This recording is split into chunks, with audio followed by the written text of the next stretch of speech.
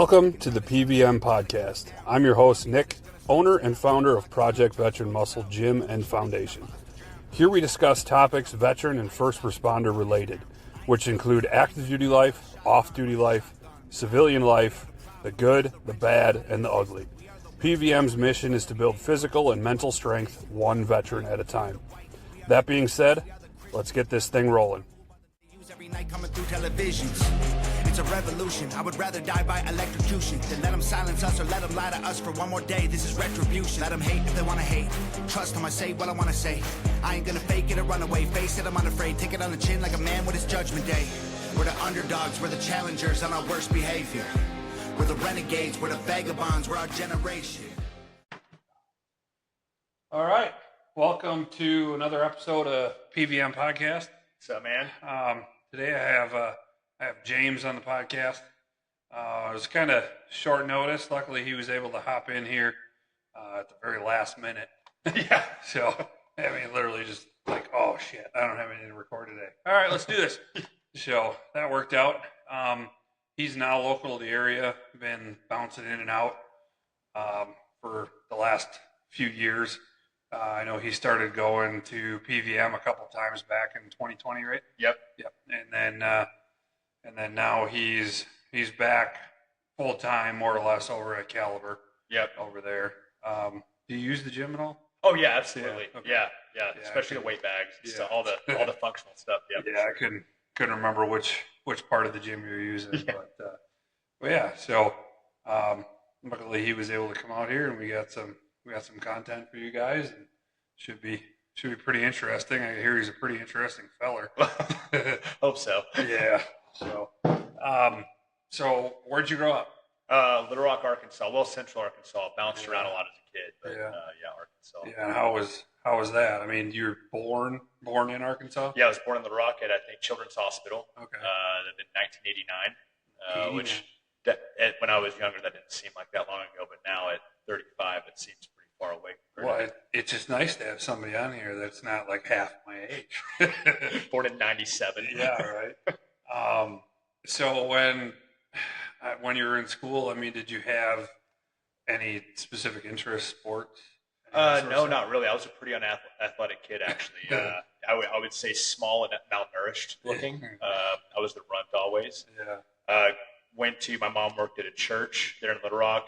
Mm-hmm. So I got my first, I think, 5 years of schooling, or 6 years of schooling was at private school at Agape. Even though I lived in Rose City, North Rock, Arkansas, which was a little bit more of the ghetto, so more thuggy over there. But I got to go to that until sixth grade, and after that, kind of bounced around schools. My dad got custody of me at like 12, and I kind of hopped around until dropping out. Yeah. Did your mom teach over there? Or what was her? She was a secretary at a church. Okay. Yeah. At least you got involved in that, Yeah. So, what sort of denomination are you? Non-denominational. Well, now I would say I'm a deist, right? Like if I were to quantify my religious ideology, after traveling the world, I was actually, as far as religion is concerned, I was actually atheist for a number of years in my 20s. Yeah. Thankfully, I was brought back to God through some spiritual happenings and stuff.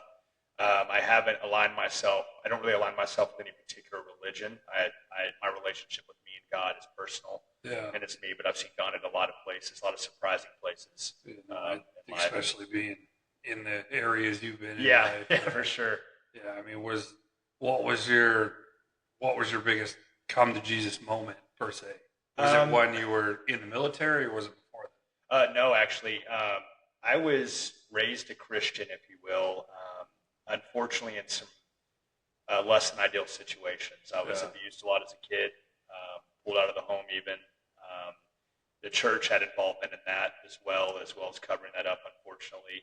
Like anything that man has his hands in, it can be corrupted. Yeah. And it pushed me away from God and a belief in anything. I thought, how could anything over me give me such unfortunate existence? Yeah. A lot of victim mentality at that era in my life, and pushed me away from belief of anything entirely, and became almost, I would say, a sour atheist for over a decade. Yeah. And I'm not really sure what exactly pushed me, but 28, 29, I started having some mental health problems. I was pretty stoic up until that point. And a lot of, some real dark times. And I started feeling something helping me, guiding me in a few moments. I couldn't tell you a particular spot. Costa Rica, I lived there last year for about 9 months.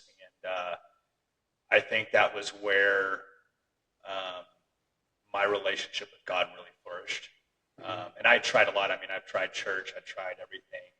And I found that, I don't want to say within myself, but through pain, I found something that brought me closer to God. Yeah. And back to praying, back to believing. And I was very fortunate for that because, like Jordan Peterson says, you're nothing without faith. Yeah. And that's true.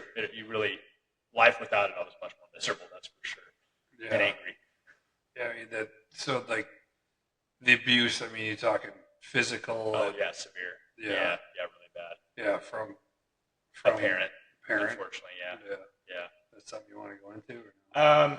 I don't really want to go into just because the people that were involved for sure have changed, and that relationship has changed. Yeah. I'm not close with my family right now, but the building blocks are there to rebuild the future there. Unfortunately, my parents I don't know if they weren't ready to be parents or what. There was some abandonment. There was the parent that had custody at the time was very abusive, and then kind of bounced around, and my other parent got custody of me, and but the people that were involved with that, I do believe they have changed and grown, and I'm very thankful for that. And I have nothing but forgiveness. I think that abusers, people that do bad, I don't believe that inherently that people are good or evil. I think that the duality of man, right? We're capable of both good and bad things, and I think sometimes unfortunate circumstance in life pushes people to do things that they would probably not do if they were given the right mindset or the right headspace. And I have nothing but forgiveness of those people, but it still caused me a lot of trauma. It still caused me. I actually have borderline personality disorder. Is one of the things I struggle with. But although I live by this motto, although that these damages are not my fault, they are my responsibility, and I didn't really take accountability for that until much later in life. Yeah. But I am there now, and I'm beyond thankful for that. Yeah, but back then, how do you deal with those things when you're young, you don't know any different, and then half the time you feel like you're going to get in trouble for exposing those people. Oh yeah, and you have love for them. It doesn't mean you don't love them because they're not always bad. It's not like the movies where it's just always this hammer down. At least for me, it wasn't. Yeah. There was love in my childhood too, but there was a lot of emotional dysregulation, and I think both my parents were not given the tools to be emotionally mature in my childhood and know exactly what a child needs and what love was and what care is, and guidance is. And a lot of people experience that, unfortunately. And that I think was the most difficult thing to come to terms with in adulthood and forgiving them and understanding, although I wouldn't per se label myself as a Christian. I do reference the Bible a lot because I think it's one of the most beautiful books written, and it has, you can live a really good life if you follow a lot of the parables and rules written in that book. Forgive them, Father, for they know not what they do. Yeah. And I always try to live by that because give people the benefit of the doubt. A lot of people aren't aware of what wounds they are causing through their inadequacies. Yeah, there's a lot of that I got to learn how to practice myself. Yeah.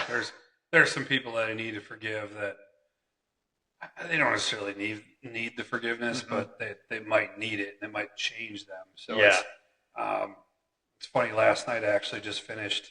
There's a really good docu-series on Netflix of Moses. I don't know if you've watched it yet. I haven't, but I would. It's real good. It's nice because they have all three of the religions doing this documentary. So you have the Jews, you have the Christians, and the Muslims. So the three are Abrahamic religions. Yeah, because the Old Testament applies to all. Yeah, it does. But they all kind of break down the entire journey of Moses and whatnot, and they do a really, really good job. And when he comes down from Mount Zion, and sees that his people are actually doing exactly what they're not supposed to do, and he gets pissed off, and God wants to destroy them.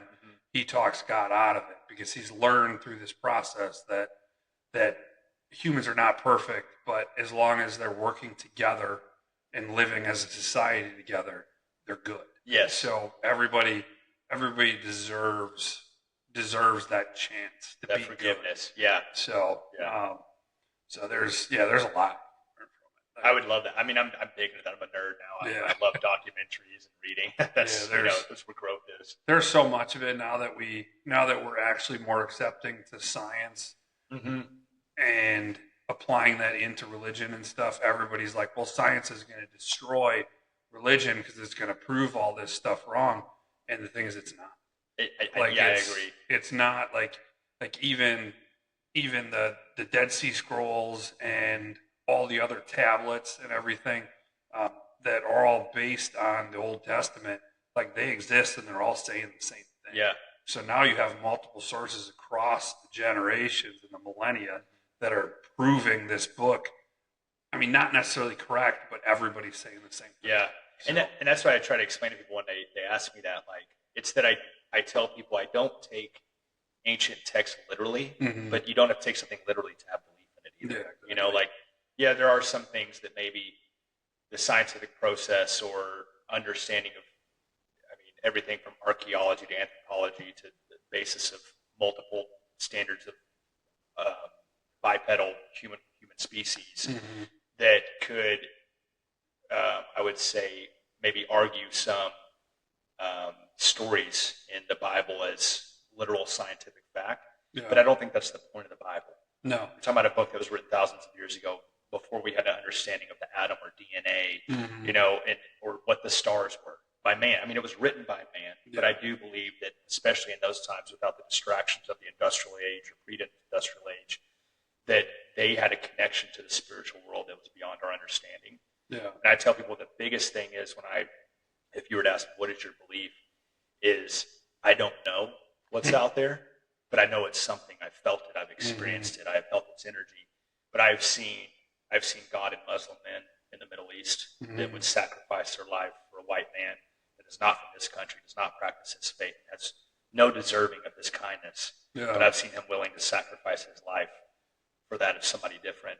Just as I have Christians, just as I have a Jewish or Buddhist or multitudes of religions. And I say, at the end of the day, what brings you to enlightenment and empathy and kindness to your fellow brother on this planet is I'm fine with. Yeah, no, and that's the key there. It's the kindness. It's the radicalism and stuff of any religion, whichever it is the problem. Yeah, always. So. And that's man. I always say that's man digging into the pockets of God, and that's what he does. That's what man does. Yeah, there's a path that a lot of people go down that's the wrong path, and it's like to steer those people away from that path is the key to anything, or the key to humanity. But it's like, how do you keep people from going down that extremist path? Like, no, we want to be here as a community, and it's all these little outreach and out branches and stuff are what kick them all over. Yeah. So.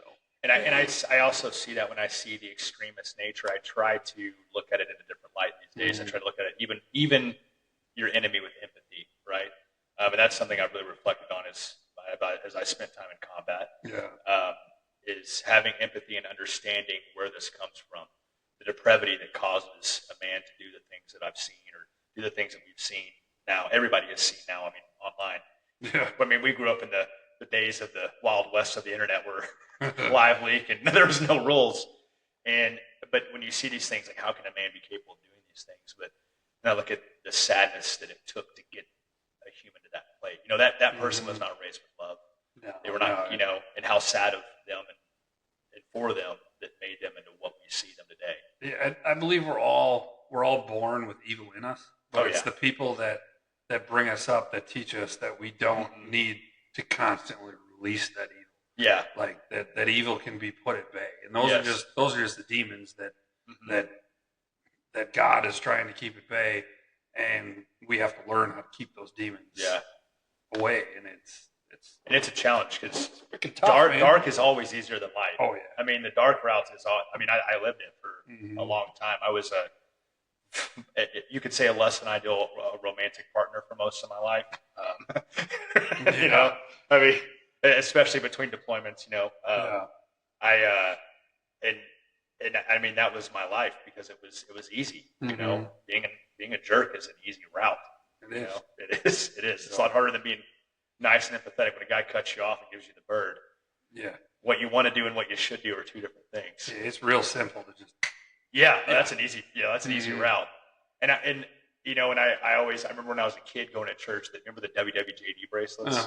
But I think about that all the time. You know, it's like, what is the right thing to do here? Yeah. What is the kindness? Those damn things were so freaking smart. Now that you think about it, like you bring that up, it's like, what would Jesus do if that's all you have to think before it stops you from beating the living hell out of somebody, or even having a conversation with somebody, right? Exactly. Like you get in an argument with your wife or your girlfriend or your brother or whoever. You know, stop and make that stance as to WWJ. What would Jesus do? And if you're not a Christian, I don't because I know there's a lot of people out there, especially in this millennia, that have left the church. But I tell people that doesn't mean you have to leave morality. It doesn't mean you have to leave kindness. Yeah. You know, you can still, like I do, I still look at this book and I think to myself, like, especially knowing that Jesus was a person that walked the earth. He was crucified. He's in multiple historical texts. He's mentioned in the Quran multiple times. He was a prophet in the Quran. So you know, like, this is a person that walked the earth, no matter what your belief is, that endured horrible things and still gave kindness and forgiveness through this. And I think you're sitting on a cross, strung up, and you're about to get a spear in your rib, and you cry out to your Creator, forgive them, they know not what they do. Who has that type of grace? Do you? Do I? You know, I don't. I mean, you know, maybe. Your friends are getting slaughtered by, you know, like his disciples are getting murdered. Like that's love. love. I've never been there, and I don't ever want to be there, so I can't tell you whether or not that'd be my reaction. I have a guess how I would react. I don't think it'd be that. Yeah. I mean, the circumstance is one thing, but personally, if it happened tomorrow, I'd son of a bitch. Yeah. But no, it's not something that we can. I mean, we'd love to doubt it and put it away and not believe it, but the thing is, people have been believers for as long as man's been alive. So it's you can feel it. It's been there. You ask. We all are hunting for it. We feel something in us that there's something beyond us that's bigger. The clockmaker, as they say, right? Yeah. You know, and that was big for me. Is just coming to the belief that, especially when I got to travel the world. I think I've been to 17 or 18 countries now. Traveling the world, and seeing so many different people, meeting so many different people, and everybody you meet, they have a strong belief in something. And one thing I noticed is that we're all searching for what we feel that we can't explain. Yeah. And some people, they latch on to a belief. Some people deny it. They run away from it, I think, like I did for a long time. Yeah. And that is, from my experience at least, a miserable route to take. Yeah. It's difficult to go that route away from religion. It's hard to go away from it. And you think it isn't. You're like, when you're in it, you know, like you're like, I mean, and you can stack evidence against anything you want, especially these days. There's always conflicting scientific evidence or philosophical evidence that points whatever direct. You can manipulate your own world to believe how you want to believe. And I did that for a long time, and I have friends that did it too, you know. Yeah. But when I look down to it, I didn't disbelieve for the right reasons. I disbelieved out of hate and anger and hurt because of what man had done through the mechanism of the Bible, or through the mechanism of Christianity that they were hiding behind, if you will. And that made me have a distaste for something that did not deserve that hate and distaste. Yeah, I mean, it could just be something as simple as Satan's demons' hands on your shoulder. Right, yeah. Like they're guiding you right now, and they have control of you. Yeah. And until you remove that control, you can't be under the protection of the angels. I mean, they're always there. They're looking at you. They're like, but sorry, we can't help you if you don't step away. Yeah, exactly. So, and now that we took an awesome tangent, let's kind of go back let's kind of go back. I'll do that to you a lot on this trip. Don't worry. That's fine. We got all night. So your mom was a secretary at the church. Mm-hmm. Yeah. You had mentioned that your parents had split up. So yeah, okay. They split at a very early age. They were never like dating or anything. Mm-hmm. I probably heard from my dad as a kid 100 times how he thought my mom was on birth control, and I mean a kid loves to hear that, you know. Yeah. That's great to tell an 8-year-old. But yeah, they were never really. I mean, I don't even remember them together. Yeah. As a kid, I grew up in Rose City, Arkansas, North Little Rock. Till my childhood is a lot of black holes. I don't remember a lot of my childhood because it was a little bit dark. So there's a lot of spots I don't remember. But I grew up in Rose City, North Little Rock. Went to school in Little Rock, and then I moved to Sherwood, Arkansas. I want to say 8th grade. Failed 8th grade. Had to repeat again. Went to Conway, Arkansas. Did high school there. I played my first real sport. I think 8th grade. I played, or 9th grade maybe. I played football. I was a wide receiver for a team that didn't know throwing plays. Yeah. To this day, I don't know crap about any sports or football. I didn't know. I always make the joke, well, that's happens when your dad didn't raise you right. Yeah. You know? Yeah. But didn't really. I was kind of a class clown. Always looking for attention, seeking it from others, seeking it from teachers. Always looking for like parental figures. I always knew I was going to go in the military, though. Yeah.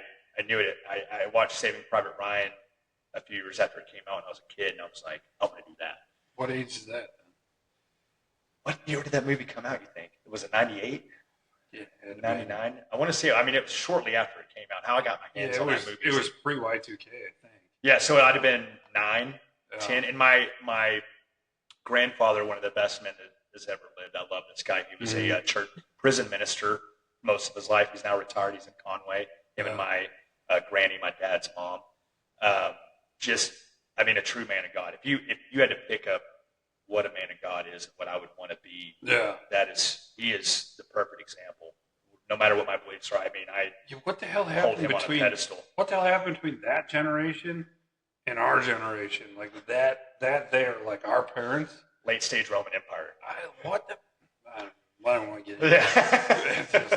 I don't know, because that, like, the influence of my grandparents on me is the reason I am who I am today for the most part. Yeah. Gave me all my work ethic. It's weird. Yeah. It's like there's a gap in between there that's missing, like for us, like in our generation. So I would say the advent of news, radio, and media, a huge influence. I mean, you can raise your kids as good as you want today, but now the influence, especially today, influence everything is at your feet. Before, our grandparents and great-grandparents' generation, there wasn't that. It was, you met Betsy on Main Street. That was the most beautiful woman you'd ever seen. That was the most amazing person you'd ever seen. That's all you knew. And you knew what your peers in your community, which I think we are inherently tribal and communal people or a species as a whole. Sure. And now especially the industrial age, you're not living in little communes and communities that are having each other's back anymore. It's become a very selfish, independent society. Most people don't know their neighbors. Yeah. You drive 20 minutes to work, 15 minutes to work, an hour to work, and then back home, you've got your little hole here and your little hole there, and you're getting influenced by all these outside communities through social media, travel, all these things. Before that wasn't a thing.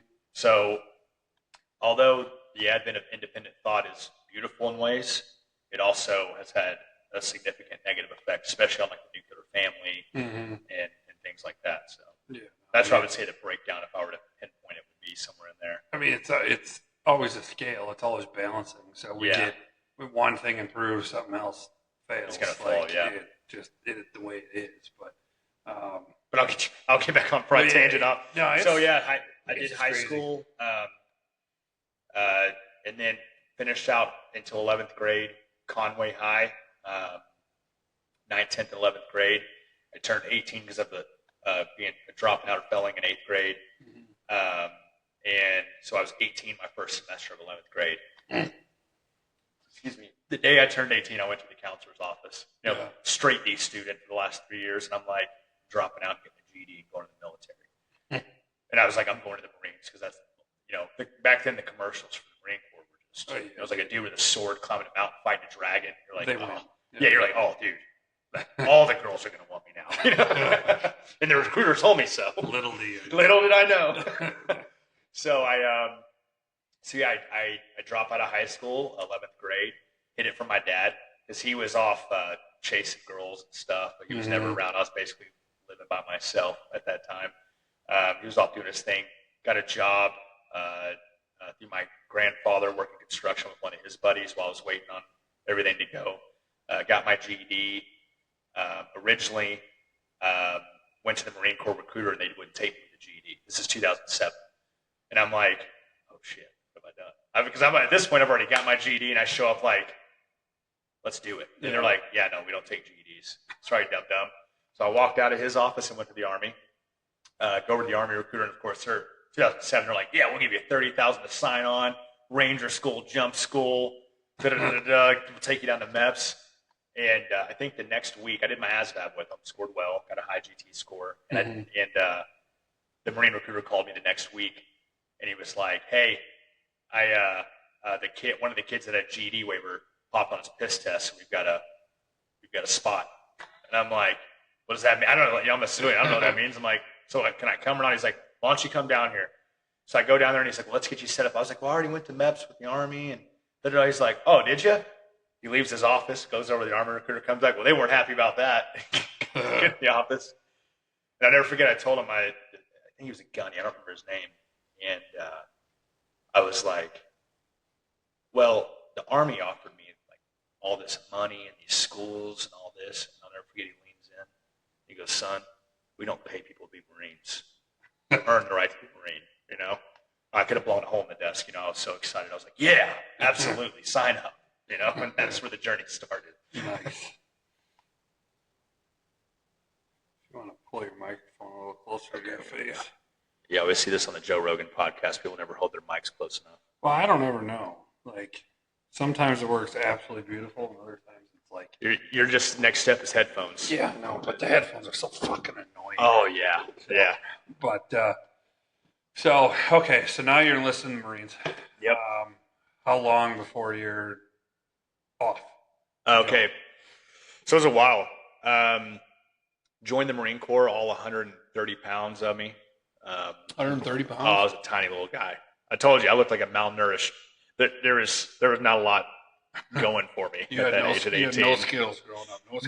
None. No, I wasn't athletic. I ran cross country kind of, but then I got in a fight in 10th grade and got kicked off the team. So, I understand why lost the fight. got my hind end whooped at the fight, and then the cops showed up and took me home and called my dad to tell him I got not only in a fight and in trouble and I'm getting suspended, but also that I lost. Your dad's like, damn it. Yeah, I know. And my dad was like one of these guys who was like, oh, when I was in school, I'd bow out. When I was 20s, he was Mr. Tough Guy. Well, what size was he? He was a big kid. He was like 6. When I was a kid, he's 6 foot, 6'1", over 200. I was the runt of the men of the family, And which I don't understand. My mom's side, they're all 6 foot. My dad's side, they're all bigger guys. And then there was me, the little guy. Yeah, who knows? Genetics. Luck of the draw. Yeah, exactly. I got the short straw. Literally. So yeah, exactly. But I'm going to boot camp. That would have been December 9th, 2007, I think. Yeah, December 9th. Get on those yellow footprints. And I remember, I could have pissed myself. They would come out screaming and yelling and all this. But in my head, I'm like, well, I've been yelled at before. Hell, I've been hit before. This ain't 2007. Is that before that's like right before they start dialing back everything. Yeah, I got in lucky. I got the last good hoorah of the military, before it really changed. When I got out, it started making shifts in 2012. The war started ending and nobody was getting gunfights anymore. So yeah, and then chicks with dicks. Yeah, chicks with dicks came in. I got a funny story about that. We'll get there. So, and it's not Thailand either. I was going to say right away. Like, you got stationed in Thailand? I have been there though a few times. Yeah, well. But I go in and I signed up when I talked to my recruiter. And as you know, this could have really screwed me. I was like, he asked me, well, what do you want to do? 18-year-old kid full of testosterone and ego. I'm like, I want to kill bad guys. It's 2007. There's a war on. And he's like, all right, so you want to go infantry? And I'm like, yeah. He's like, well, we don't have infantry slots, but I'll give you an open contract. And when you get to boot camp, I'll make sure you get infantry. I had no idea when I agreed to this how that dude could have just raked me over the coals. But luckily enough, he got me 0300 open infantry contract while I was in boot camp. And I had a great senior drill instructor. Gunnery Sergeant Caruth was his name, and he was an infantry guy as well. And he knew I was a little guy and didn't have a lot going for me to get into infantry. And he spent a lot of extra time with me actually in boot camp. He was a really good senior drill instructor when he wasn't ripping me a new one. And so get out of boot camp, go to Marine Corps School of Infantry in San Diego. I remember they told us about 100 times before we left, do not go home and smoke pot. The first thing they're going to do when you get back is make you pee in a cup. I think like 6 guys from my platoon pissed hot and got kicked out of the Marine Corps. Other than honorable discharge. Didn't listen? Insane. And at this, I'd never smoked weed. I'd never done anything. I was good. I knew I was going to go to the military in high school. I'd maybe played around with a little vandalism and some other typical boy things, a couple of fights here and there, but I never drank or smoked, did drugs, any of that. I knew that even though my dad wasn't around much, he was chasing girls, that man had to, whoop my hind end left and right if I'd ever got caught dabbling in that. So, but I'm in infantry school. I think it's 8 weeks. I'm like 4 weeks in. I remember these dudes came in. They're all jacked, tatted. Dude have like a neck tattoo. They're not wearing anything under their Chuck uniform. These dudes look like the man you want to be when you grow up, Like Spartan warriors. Yeah, exactly. And they got long hair, longer hair than all my infantry cadre instructors. And you could tell they walked in, they commanded the room, and then they've got gold stuff. I didn't know at the time it was jump and dive bubbles, or jump wings and dive bubbles. They've got gold stuff on their uniform. And they show us this video of dudes jumping out of planes and diving and kicking doors in. And I'm like, just enamored. I'm like, this is awesome. And they're like, we are Marine Recon, Advanced Infantry Training Battalion. And if you're interested in going recon and you have, first class PFT, swim qual, all this, you're doing whatever their standards were, you're welcome to NDOC and try out. So I got up, signed up immediately to try out. Yeah. Finished infantry school as an 0311 infantry rifleman. And the day everybody's graduating and their parents are coming to get them from School of Infantry, they pulled up in a bus, or not a bus, one of those the E350 Chevy, Ford vans or whatever. And they're like, all right, throw your duffel bags in the back of this, keep your sea bags on your back. And we're in our Chuck Taylors. Yeah. We're in dress uniforms. We've got, you ever see those shirt stays? That you have to, in your uniform, you have to strap, that go down your leg and connect to your socks. Dress shoes, tan shirt buttoned in with our one little Firewatch ribbon, and our piss cutter hat. And still got a sea bag on our back. And this Lance Corporal jumps out. And recon, it's before you become an actual recon Marine, when you're in either the NDOC or the RIP phase, recon NDOC platoon, or MART, Marines are waiting recon training. They've changed the name 100 times. But you have to wear this rope around your back, and you're called a roper. Because you have to know 13 knots that you can tie is one of the part of the course. And this kid jumps out. So it's like Boy Scout. Yeah, it pretty much is, right? And or the redheaded stepchild of the special operations community. That's what I like to call him. Literally. Yes. And this guy, Miller was his name. He jumps out and he. Great. This is all you got pulled off YouTube. Yeah, it's gone. Yeah, and we're canceled. I'm not even gonna put it on YouTube. The last 2 got pulled down. And we get canceled. And you just gotta get that Joe Rogan status. He gets to say whatever he wants on his podcast. That guy gets to say whatever he wants on his. And this guy, he's got a big old dip in, and he's like, "All right, come with me," and we just take off on a run. And I'm like, "Oh no, what have I done?" Oh, you're gonna be so chafed. Oh, horrible. God. And they run us up. I don't even know how long it was, but they run us up behind the whole training facility, up through the hills, dirt roads, and run us to the Advanced Infantry Training Battalion. And we immediately started getting smoked when we showed up. It was just like a haze fest from day one. Yeah. And that's where my my journey in recon began. Wow. That's, I mean, at least it's something. You don't just get, you just don't get thrown into the firefight with no experience. Right. At that Yeah. point. So yeah. At least they give you a little bit of something. So, like, how long did that training last then? I want to say the MART, or Marines Weight and Recon training, that's like their pre-NDOC phase, right? They're shaving the fat off at that point. A lot of kids are dropping, quitting. They have a DRR. They have a DOR policy there, so you can drop on request at any time. You can quit whenever you want. A lot of guys quit in the pool. The water is a heavy killer. I hate water. Oh, and most guys do. I was lucky enough to be, thanks to my poppy, my grandfather, or step grandfather, but I never knew the difference. You know, he was the only one I had. Mother two were off slop, you know, doing their thing, whatever. I never really saw him. Yeah. He would take me to the lake nonstop. I could swim at least, so I succeeded there. Day one in NDOC, I want to say NDOC was a PFT, and then you go to the pool. You have to jump the tower, which is like 21 feet, tread water for I think 45 minutes. Do a 25-meter underwater swim in full uniform, tread water in full uniform. They like pass a rifle around and stuff like that. You have to retrieve something off the bottom. And then I forgot what the other hard gates were. There were a few other hard gates I think that they had.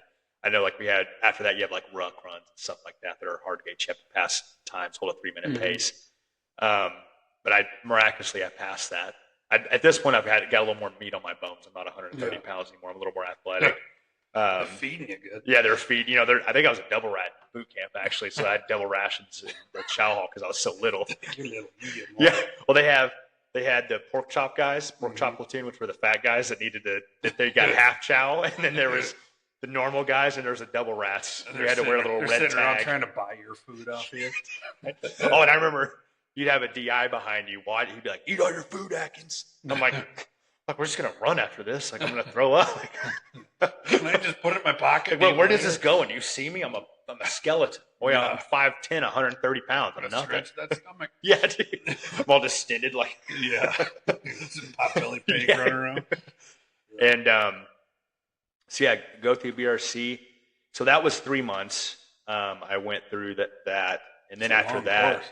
Yeah, and then the course was 15 weeks, the actual BRC. So after you get done with that, then if you make it through that, you get selected to go to the BRC, or you get picked up in a class and you go to basic reconnaissance course. That was 15 weeks. Yeah.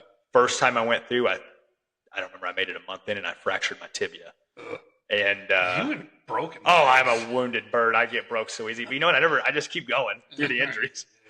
So they pulled me out for a few weeks, and I recovered enough to get back in the course. I picked up the next class, and I hammered through that whole class. Was never a strong performer. I mean, I tell people, bottom 10%, but I still got I still made it to the end. Make it through. Exactly.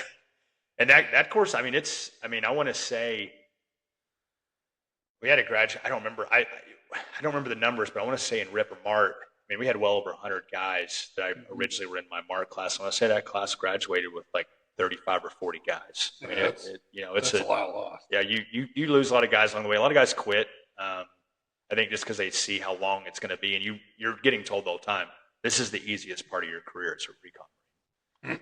And it's true. Yeah. I mean, as much as at the time it sucks, you don't have to make decisions. Just do what you're told. Yeah. Follow the rules. Do what you're told. Show up on time.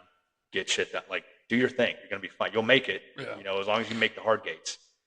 It's a lot different now and a lot better set up now. It's at the time when I went through in 2008, it was still a little bit of that attrition is the mission. Mm-hmm. You get to battalion and you're not a sanctioned operator at the battalion. You're not a functioning recon marine yet. You're just a dude that can swim and ruck good. And just endurance. Yeah, literally, it's just, they just hammered you.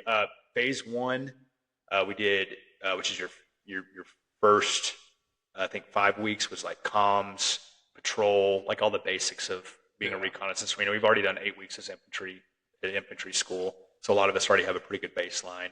And you've got everybody from me that is like a boot, never done anything. I'm 18, wet behind the ears, have no idea what's going on, to guys that have been in 4, 6, 8 years, and they want to swing it, go into recon battalion, and when they re-enlisted to go to recon, and they're there. So you've got staff NCOs, sergeants mixed in. I mean, and they hate us, because they're like, I've done 2 deployments, and what this That's kid. because you're fucking green as shit. Oh yeah, because I'm a kid, I just want to beat you up. Exactly. You don't know anything yet. You're dumb. And then second phase, which was probably, I would say, mentally the toughest phase, is patrol phase. A lot of guys get dropped there too. You learn how to patrol, carry heavy weight, you ruck a lot, call for fire, manage every position of the team from point man to team leader to radio operator to assistant team leader, slack man, machine gunner, all at the 6-man team at the time. When I got to town, we went to Afghanistan, we ran as a 9-man team operationally. Learn all the positions, then you go to patrol week. Patrol week's pretty brutal. I think it's 10 days, and it's just patrols every day, and you're rolling through the positions. So you're 18, and it's like, all right, Adkins, you're the team leader. You got to plan everything. Op board, the Warno op board, mission statement, build your terrain model, brief your cadre, your instructor that's going to grade you, and then execute the patrol. Yeah. When you're under patrol, it's they're messing with you the whole time. If you have Prime Discovery Channel, Making the Cut is a documentary they did on that school on BRC. It's a good one, and some of the guys actually from that were on my 2011 deployment. Oh, really? Yeah, I took them there up on their first deployment, and so that was patrol phase. That was pretty brutal. I failed 2 of my patrols. Thankfully, you have to have 80% to pass. I passed everything else, so I got 80%. Again, skin of my teeth. Yeah. Hey, whatever works. Then you go to amphib phase. That's down at Coronado at NSW, Navy Special Warfare Base, and you do the amphibious portion. I think now it's switched up where you do that first. Yeah. That's a way to December 2008, and we're in the water in the Pacific Ocean every day. It was horrible. I mean, it was. We had this guy, Master Sergeant Crawford, I'll never forget. He said, "If you're cold, swim faster." See, I handle cold water just fine. My issue is I don't like water that I can't see below, because there's still monsters under my bed. Yeah, kind of thing. Yeah, I don't know what the fuck is down there. Yeah, so I'm just like, ugh. Yeah, that's my only problem. And I love the ocean, but I think about that. Like, I surf as well. I think about it all the time when I'm in there. I'm like, there's something in here right now that could make me unalive. Yeah, they're just like, and I don't know. And you won't know. Yeah, like you see water life move. You see a shark for the first time. They're so fast. And I've only seen a shark twice in my life, thankfully. And both times, I did not like the experience. More power to the people that put on scuba gear and dive with those things. I don't know how they do it. That's ballsy. I don't have that. I like to think I'm a brave man, but maybe not. None of us are. No, right? There's always something to bring the coward out. I'm sure you'd rather go out and face somebody with a gun than a shark in the water. By far. But I know what he's going to do to me. This dude's going to maul me in ways I'm not going to recover from. He ain't that fast. No. Like that shark is fast as shit. They can just come out of the dark. Yeah. And hit you. And they can see you the whole time. I can't see you. He knew you were there the whole time. You didn't know he was there. And they're not even using their eyeballs. They're just smelling you. Like, man, you stink. I don't know if they bounce. Did they bounce sonar? Do they have that capability? I don't even know anything about it. I think that's like whales and dolphins and stuff. I asked my wife to be down here to fact check us. Yeah, that's what we need. We need a guy over there on the computer. She's not here. She's not over there fact checking my dumb ass. So, but someday it's a work in progress. We don't even have a sign yet. But, I hope I'm going to come back and you're going to have headphones. I'm going to go. Annoying, but I know you had to get it. There's a plug for them there. But all I got is these shitty ass wired ones that goes in your ears. Yeah, they're not. And those are annoying. Yeah, you gotta get those overheads. Yeah, they're terrible. Okay, so not getting eaten by sharks. You're now at Coronado. I'm at Coronado. So some of the hard gates there. I had my closest to failing BRC was there for sure, and I'm at the last stretch. It's the last few weeks. And you have to pass so many hard gates, and one of them was a 2,000-meter swim. And you do these multiple times, all the time, really. You're swimming and rucking and all this running. But one of the hard gates is a 2K fin, and I think it's under 60 minutes. But they kick you out. You swim out through the surf, take a turn, and you swim to the next buoy, and you're either fighting. A lot of days you're fighting currents. Mm-hmm. You know, it's not like you're in a pool swimming 2K. You're in the ocean, full gear, fins, 55-pound ruck full of gear that's waterproof, that's neutrally buoyant. That you have to keep. Hopefully, you waterproof your shit right. You are neutrally buoyant. If not, you're gonna have a bad day. Yeah. And I think my last 2 of those that I passed were like 58 and 59 minutes. So it was like, again, I was scraping by everything. Beach runs, big obstacle courses, you know, all the things that they can do to get you to quit or fail. And it's just cold and miserable. There's sand everywhere you don't want it to be. I mean, and you're buying tubs of Vaseline, slathering it everywhere you can, hoping that it will stop the chafing, and it doesn't. It washes away like that. So yeah, I finished that and graduate, become a recon Marine, probably one of the proudest dates to this day. I think that was December. It was, I think, the 3rd week of December. I don't remember, the 20th maybe, something like that, that I graduated and became a recon Marine. And I was so proud, and I felt like the biggest dude in the room. Then I got to 3rd Recon Battalion. Yeah. And I found out I'm still a boot. Yeah, you're still green. Yeah. Still green. Get to 3rd Reconnaissance Battalion. My first 3 months were pretty rough. I got there and I was still physically not top dog, and they knew that. I'm sure they'd heard that. And I go to F Company at the time, Fox Company, now known as Force Company. I was there for about 2 weeks, and I got thrown in an S shop, the last place where Recon Marine wants to go, S3. And I'm sending guys to schools. So guys are coming to me. I'm a PFC, and I'm like calling the Pentagon at midnight, talking to guys at the Pentagon, getting school slots, sending guys to schools. And that's when the fire got lit in me, because I was like, this is not how I'm going to do my career as a recon man. Like I went to, and you see a lot of guys, recon dudes, 0321s in these S shops, these headquarters and support shops, and they get put there usually because of lack of performance or interpersonal issues, whatever's going on. And that's where they die. You know, they get out of shape.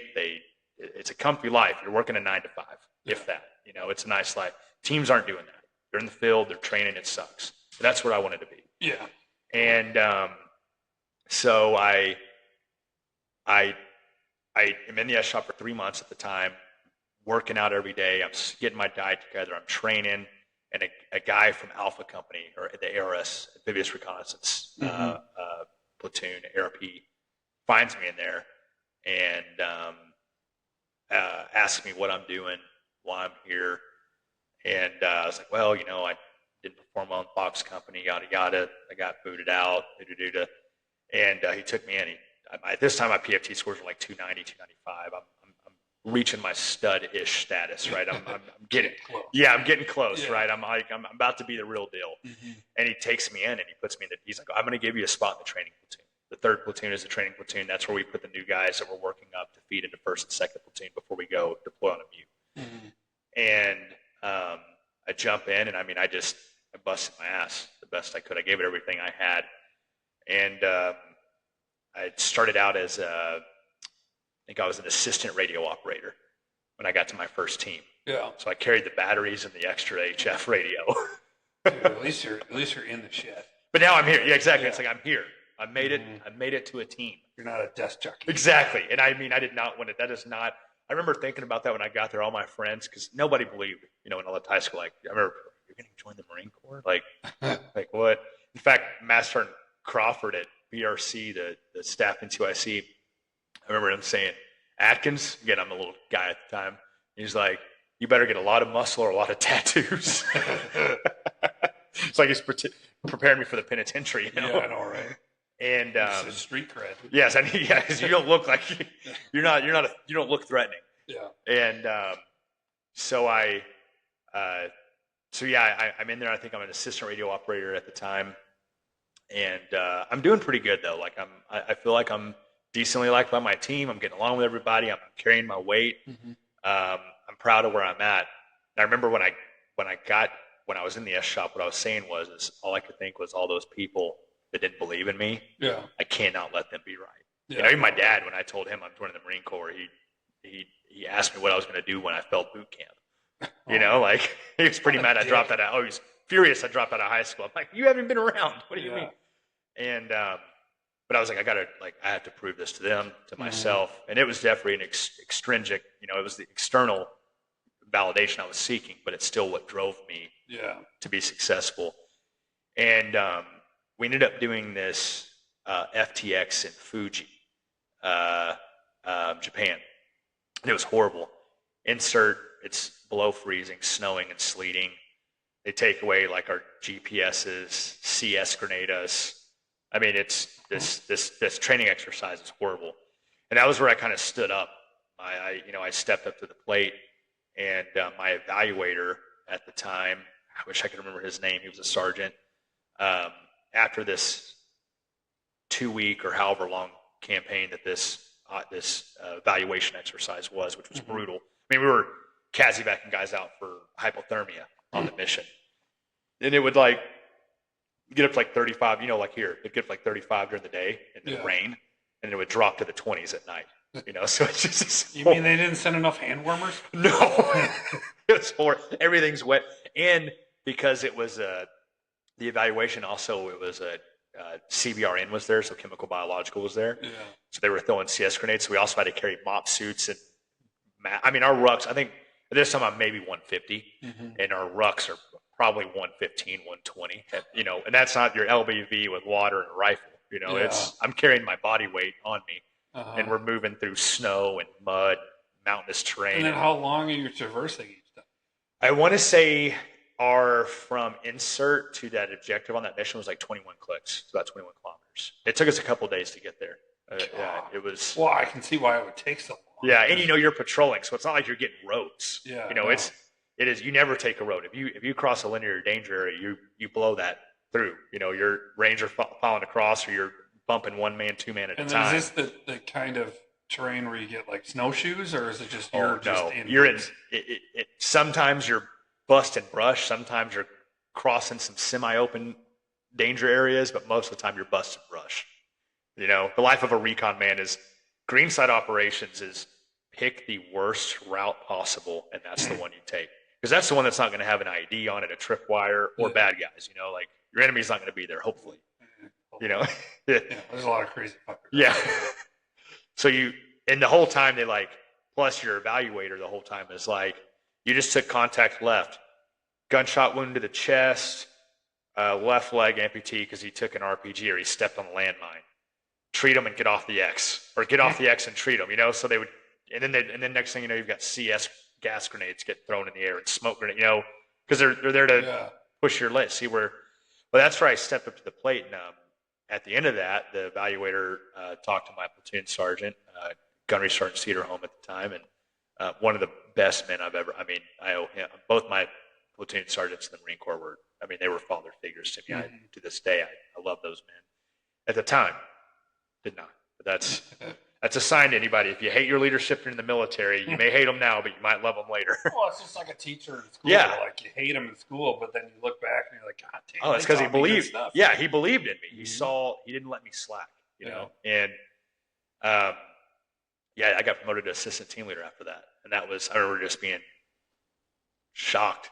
You go from assistant communication to assistant team leader. Yeah, it was like I'm an ATL. Yeah, that's fast. Yeah, real fast. Mm-hmm. And I think I'm trying to remember. My memory's not the best sometimes. If I'd done a MU yet, or if I did a MU after. I want to explain to people. A MU is a Marine Expeditionary Unit, so deployment. So the Marine Corps is actually a Department of the Navy, and one of our tasks is you will spend time on ship. Essentially, you are the reactionary force or presence on a MU, which is a conglomeration of a lot of ships. There's somebody out there that could explain this in a much more knowledgeable way than I am, but well, we already know. You're skinning your teeth. Yeah, skinning my teeth. Guys, I was just there for the T-shirt. So, but on the ship, I think it must have been before, because on the ship I got graduated to a radio operator on the ship on that, I believe. I don't know. My timelines might be messed up, but anyways, on the MU, you go all over. You're going on to. No, I was an ATL on the MU. That's right, because D'Ambrosio was my team leader. Yeah, I was an ATL. But you like travel like training missions, like you're going to go to Thailand and train in Cobra Gold and do counter training with them, or the Philippines. Like we were down there in Trinidad with the 65th, the Filipino 65th Special Forces Group Unit. We're doing training with them. And funny story about that, my counterpart there, the guy that I was like in his team, we were the same job that we linked up with. When I left, I gave him my jump wings, my gold jump wings, and he tried to exchange with me this. He brought this water bottle to me full of human ears. And I was like, so this is in the Philippines? This is in the PI. Yeah, this is down in. So this is a Filipino native. Yeah, a Filipino native. Okay. Because down there they're fighting in, and again, anybody out there that knows this better than me, just take everything I say with a grain of salt. It's been a long time and my brain's all screwed up. But I want to say down in Mindanao, I think is the area. They have like Abu Sayyaf, Muslim Liberation Freedom Fighters, like these. This is her job. There's She's these. She's down this here. is. She can fact yeah, check. now you can fact check us. What am I fact checking? The Islamic extremist terrorist groups in the southern Philippines. I think it's Mindanao is where they were located. But these guys are regularly doing patrols down there and gunfighting, and like these dudes carry swords, like they're hardcore. And he's like, these are from the men of the ears of the men I've killed. And he was like, you can, because like you go to these countries, they're always like so friendly. They want to give you like their most prized possession because they're so proud to have you there. And I was like, oh, I definitely can't take that. There, and I remember showing this to my platoon. I was like, dude, I can't bring it home. Yeah, I was like, this is insane. Like it's just ears in a bottle. Yeah. Like with who knows, formaldehyde or something. I didn't open it up and give it a whiff, but can't imagine how it smelled good. But I could have used that for your smelling salts at the gym. Can you imagine? Oh, I'm going to hit this deadlift real quick. Abu Sayyaf, yeah. Yeah. Okay. So. Hey, look at that. Yeah. We're super pro. Look at us. Look at this. This is a legit podcast. We got facts checked. Yeah. There are people watching this. The next one you got to look up is, do sharks have sonar? I'm pretty sure they don't. I don't. I think that's dolphins. But whales for sure. Dolphins, not sure. Dolphins, I think. Dolphins do. They I think they can they like squeak and they receive it and bounce off. Sharks don't. Okay. But did you know something about dolphins? Well, you're going to have to watch the podcast. Yeah, you have to watch this. Something I found out about dolphins. I didn't know this. In the Philippines? No, I found this out at BRC because one of our instructors was a former dolphin trainer on this Navy program. Because the Navy has a program, they train dolphins in, I think, beluga whales maybe, the white ones with the big goofy heads, for counter diver operations and counter mine operations. They are trained that, like, say a diver comes in to set a charge in a bay or do whatever, I don't know, they do. They have dolphins that are trained to attack them and rush them to the surface. Can you imagine that? You're down there, you get the bends on the way up. You're dead. And you're dead. You're killed by a dolphin. Killed by a dolphin. One of the most friendly animals in the world. I can't remember that instructor's name, but he was telling us about the dolphin program. Dolphins, male dolphins, if you didn't know this, are known for sexual assault. They are violent. They will violently attack other animals in the ocean as a group and sexually assault them. Oh my goodness! Yeah, it's like the UK right now with the rape gangs. literally, it's the same. But I remember thinking, like, so you can just be in the ocean in a pod of dolphins? Like, they're supposed to be the fun ones. Are the dolphins Muslim? Oh, you're dead. This isn't going on YouTube now. You're done.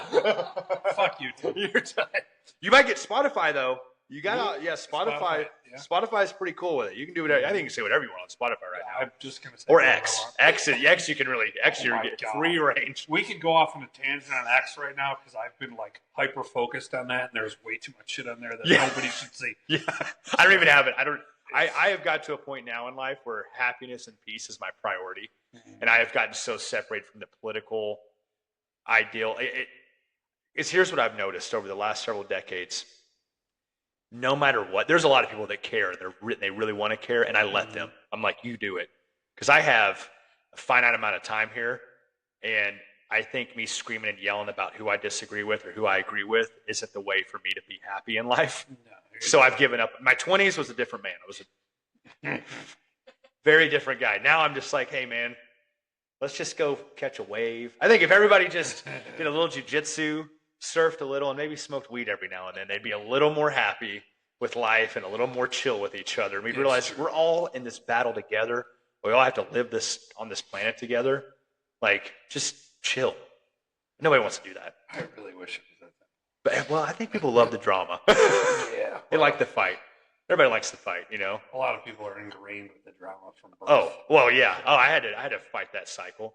So, yeah. Okay, so suicidal dolphins. Yes. That's where we're at. Okay. Yeah. Murder, rape dolphins. You've got murder, rape dolphins, and aggressive beluga whales. But got off my tangent. So yeah, back to where were we at? With the Mew, right? We're on the Mew, I think. Yeah, the guy with the ears. Yeah. Yes, we're in the Philippines. The guy with the ears. Mm-hmm. So yeah, didn't do that. Got off that training operation, which that was an awesome one. I mean, we got to drink a lot of beer out there and have a good time. Thank you, taxpayers. Oh, jeez, man. And then freaking like the Philippine Asian beers are so good too. Oh yeah, what? San Miguel's. San Miguel's. Yeah. That was what I drank. A lot of San Miguel's back then. I haven't had that one. Yeah. Oh, that's a good beer. San Miguel Light. Yeah. I drank a lot of those in the PI. So yeah, that's how a Mew works. Is basically you're training. Now Mews have done a lot of combat operations too. Like a Mew, I don't remember which Mew it was. I think one of the Marine Corps units on a Mew was the first to invade Iraq or enter in Iraq in 2003 or 2002. Mews are a great response because they can be pretty much anywhere within 24 hours. Yeah, they'd be anywhere in just about in 24 hours if you can respond. That's like the whole thing with the Marine Corps.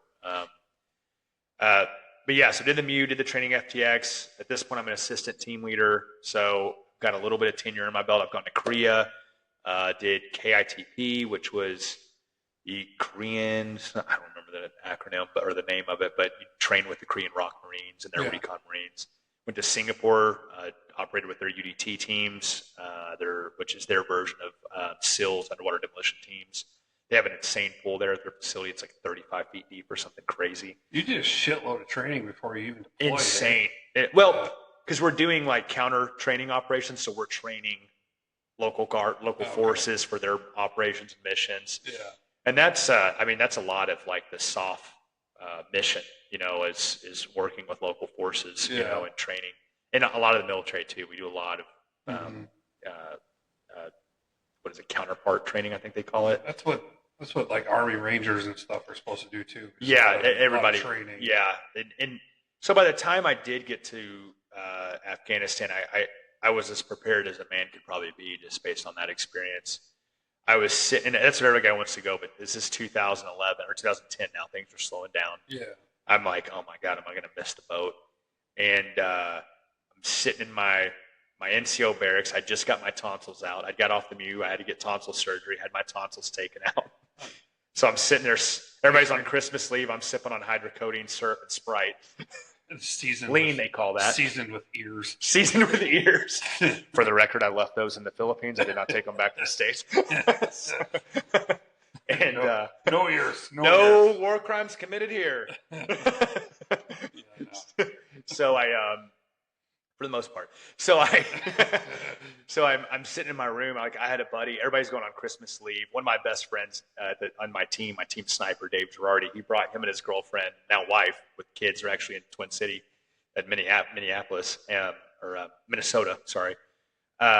They got me a bear for Christmas and brought it to me for Christmas. But my friends are like bringing me milkshakes because that's all I can drink. Sucks. Can't talk. And I get a knock on my door, like right after Christmas. And two of the best guys I've ever known, Phil Peacock and Gunnery Sergeant Martinez, wanted to talk to me. And they wanted me to be a team leader for Bravo Company for an upcoming deployment to Afghanistan. And I remember thinking, team leader? Like, again, bro, I'm 21 years old. I'm a corporal at this point. I don't feel like everybody that's a team leader in recon battalions, like on their second enlistment, they've done deployments, they've got time in. I was like, we must be really desperate. And of course I answered yes. You know, this is exactly what I signed up for. And we started building the team from there. And I took a lot of guys from my Mew platoon before. Some guys didn't want to go, actually. They opted to go on other deployments that were not combat deployments. You spent that much I won't time. say your name, but if you see this, you know who you are. Great on having a 300 PFT, but you joined to go to war.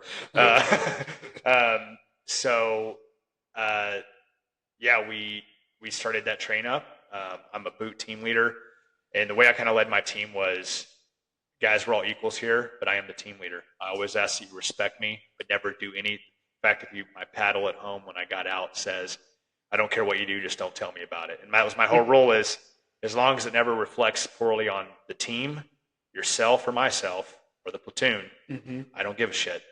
But just before you make a decision, let that thought process cross your mind, because I will kick you out of my team. Yeah. And I did end up kicking a few guys out of the team. One guy, well, I wouldn't say me particularly, but my platoon leadership, as well as by the team leaders' opinions. Some guys just I knew I didn't want to take on my team on a deployment. One guy, we were at the Army, and we would come in and be like, left leg gunshot wound, him, right arm amputation, him sucking chest wound, and throw like mock medical gear at him, and all right, you have 60 seconds to get this taken care of, or 30 seconds to get this taken care of. I remember one guy had like a meltdown at the Armory, and he had a few struggles in training, and I was like, that guy's out. I forgot that guy's name.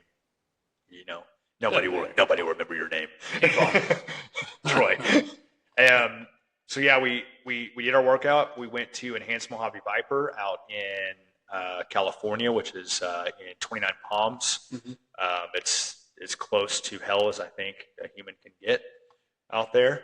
It's horrible. Just hot or what? It's the desert, 29 Palms. Any Marine that's watching this right now that's been to 29 Palms is like, oh yeah, that place. Like, that place sucks. Bless the guys that were stationed out there. So did our work up there. I want to say it was like 45 days long, maybe. After that, me and a few other guys, we went to DMOC course, Designated Medical Operator course, which is like live tissue training. So they've got like pigs and stuff, and they teach you. You've already been to TCCC, Tactical Combat Casualty Care, which you do everything from all triage, trauma medicine, as much as you can as a non-medic, which we have the best medics. We have 18 Deltas, which are special operations medics. They're Navy corpsmen that go to the 18 Delta course, and they're phenomenal. And a lot of them are putting the course on as well.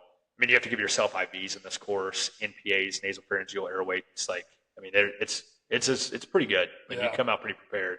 Then you go to live tissue, where you actually operate on live animals, and they're drugged. They've got vets there, but they're causing, I don't know how much I can say on here, but you see things that you will see on the battlefield, and then you have to keep your patient alive, as well as transport them alive. We'll just say they end up being food.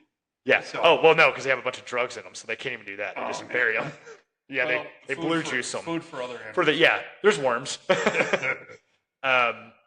So yeah, God takes them back. Yes, exactly. Yes. Yes. So we tell the kids. Yeah. So we did. I remember this guy. He's no longer with us, but this guy Steve-O. Love this kid. Fortunately, he's no longer with us, but he went to DMOC with me, and I'll never forget. He's a great guy. I love this guy. I described him as a cool drink of water in a world of chaos. I love Steve-O.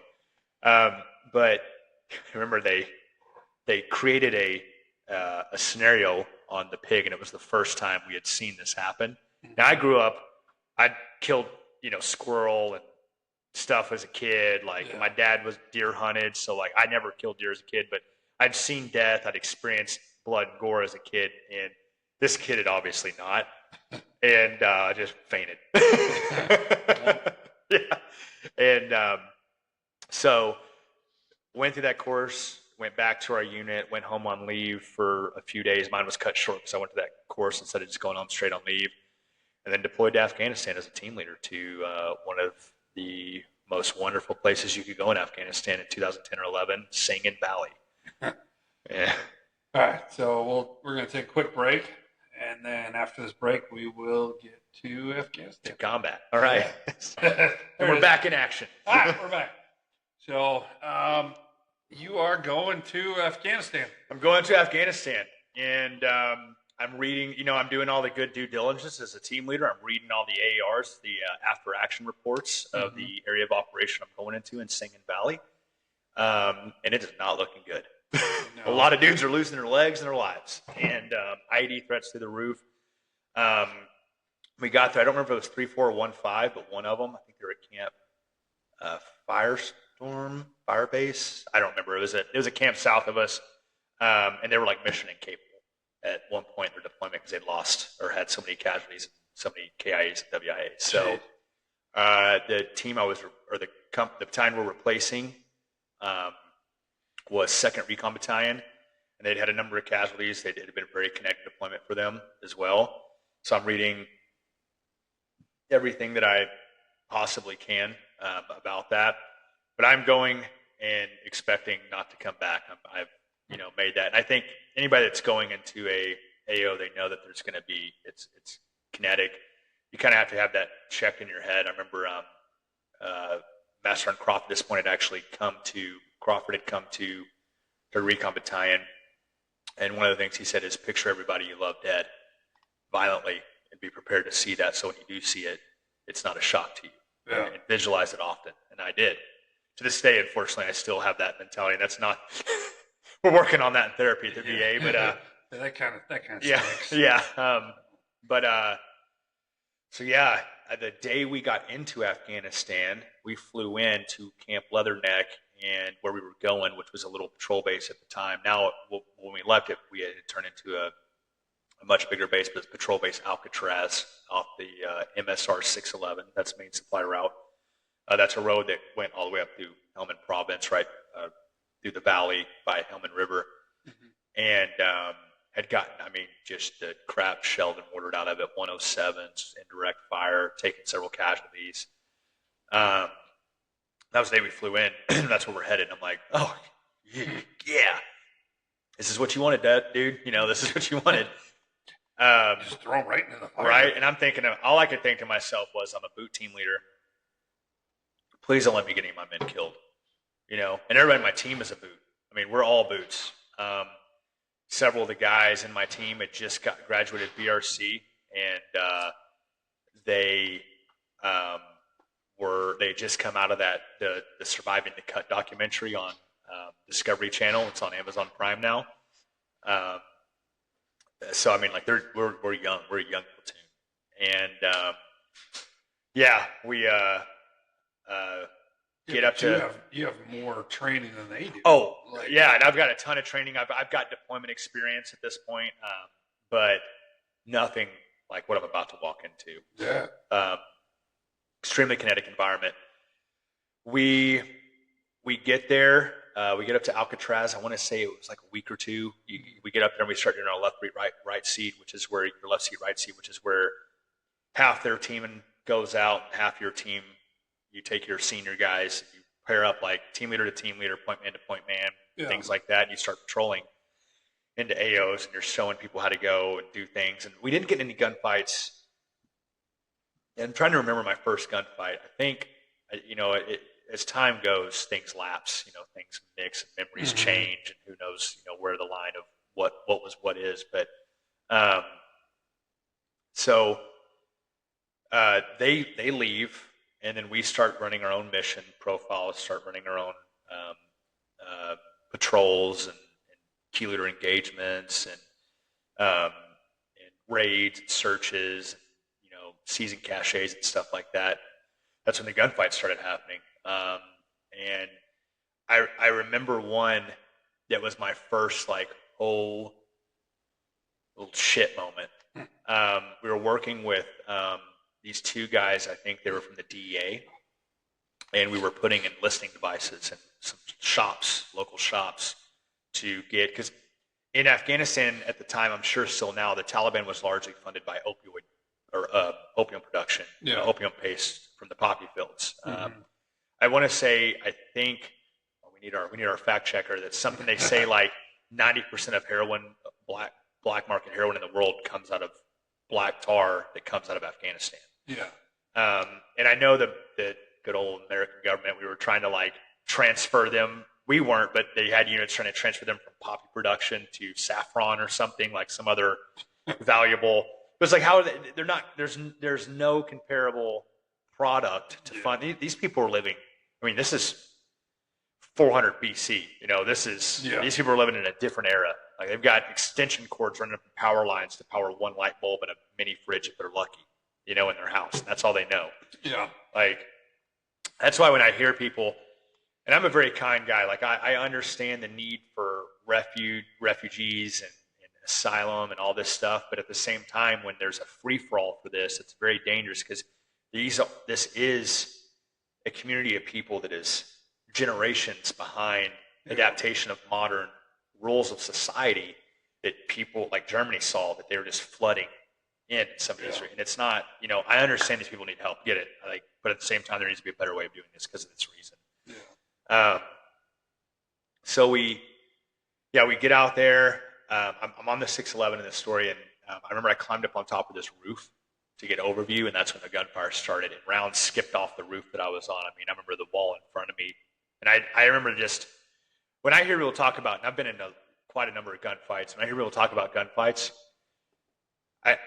sometimes I can tell. I'm like, I don't know, because I'll tell you right now, your first reaction is just getting scared as shit. I don't care how bad of a dude you think you are, especially with like most gunfights in Afghanistan. You have no idea where you're getting shot at from. Yeah. It's like Vietnam. You're just getting lit up, and it's possibly that tree line over there, so let's blast away in that direction. So I crawl down off that hill. We get down, the gunfight lulls. They get their listening device in. I push guys out. We've got kids watching us. I mean, that's the huge problem with the war in the Middle East is the line between friend and foe. I remember that day I did engage a guy, and knowing it was the right guy to engage was it's tough to figure out. Yeah, I mean, it was hard to figure out. I mean, I still carry that. There's still some times of that. Did I do the right thing in this situation? Did I not? Yeah. And so that was like that's my first memory I have. I think I might have gotten a few small ones, but it was nothing like an actual, toe to toe. We were engaging, they were engaging fight.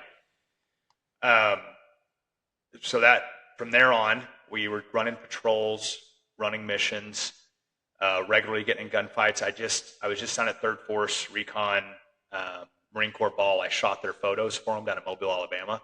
That was the reserve. Our 3rd platoon was from 3rd Force. We were 3rd Recon Battalion. It was Bravo Company and Charlie Company. And then my company had 2 platoons of 18, 1st platoon and 2nd platoon. I was 1st platoon, 2nd team, team 1-2. And then 3rd platoon, which I got along with great. Still friends with those guys as they just saw them in November, hung out with them. Those guys were our 3rd platoon, and they were all reservists. But like a lot of these dudes were like FBI, ATF. A lot of these dudes are like grown men with 3-letter agents. They've been in the reserves for 10, 15 years. They're great guys. I mean, some of the best dudes I've ever known.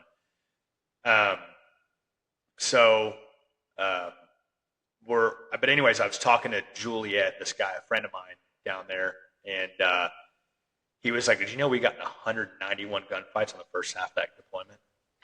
Like our company, 191 gunfights."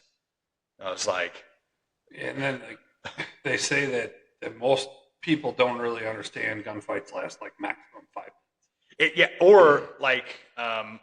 Or how much downtime that there is in between, how much of a lull. Like a lot of people think it's like the movies, it's constant. This that's why a lot of these guys have some like PTSD and all this. Is you are constantly going from here to here to here, and that may happen over the course of an hour 6 times. I mean, you may get engaged. You don't even get in a gunfight. You just get engaged. Your team gets lit up.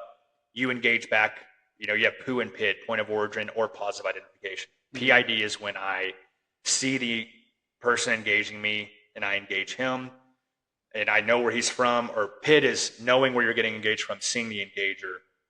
POO, which is what you get 90% of the time, is point of origin. Just, I know it's coming from this region. I've seen muzzle flash, or I've seen dust kick up, or movement, but I don't have a target. And when you think about it in a gunfight, if I see you, you're dead. If you see me, you're dead. So most gunfights, it is shooting and moving and trying to, not be seen, but see them, and vice versa. We're getting in a lot of gunfights at this point, especially my team. We call this Team NASCAR. Team 1 they called Team MacBook because the team leader, he was phenomenal at doing the actual job of Recon Marine, which is collecting intelligence and building packages. Yeah. My team was a little more go fast, turn left, and squeeze triggers, which is what we got used for. In our platoon commander, Phil, and platoon sergeant Marty, they knew exactly how to employ his teams. You know, they knew we had the nerd team and you had the R-word team, you know? Well, we referenced Tropic Thunder for that word. Exactly. The Tropic Thunder team. That's exactly what we were. We were the Degens. But our team was so much different.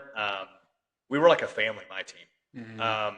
The cohesion we had was unmatched that I saw across even that battalion.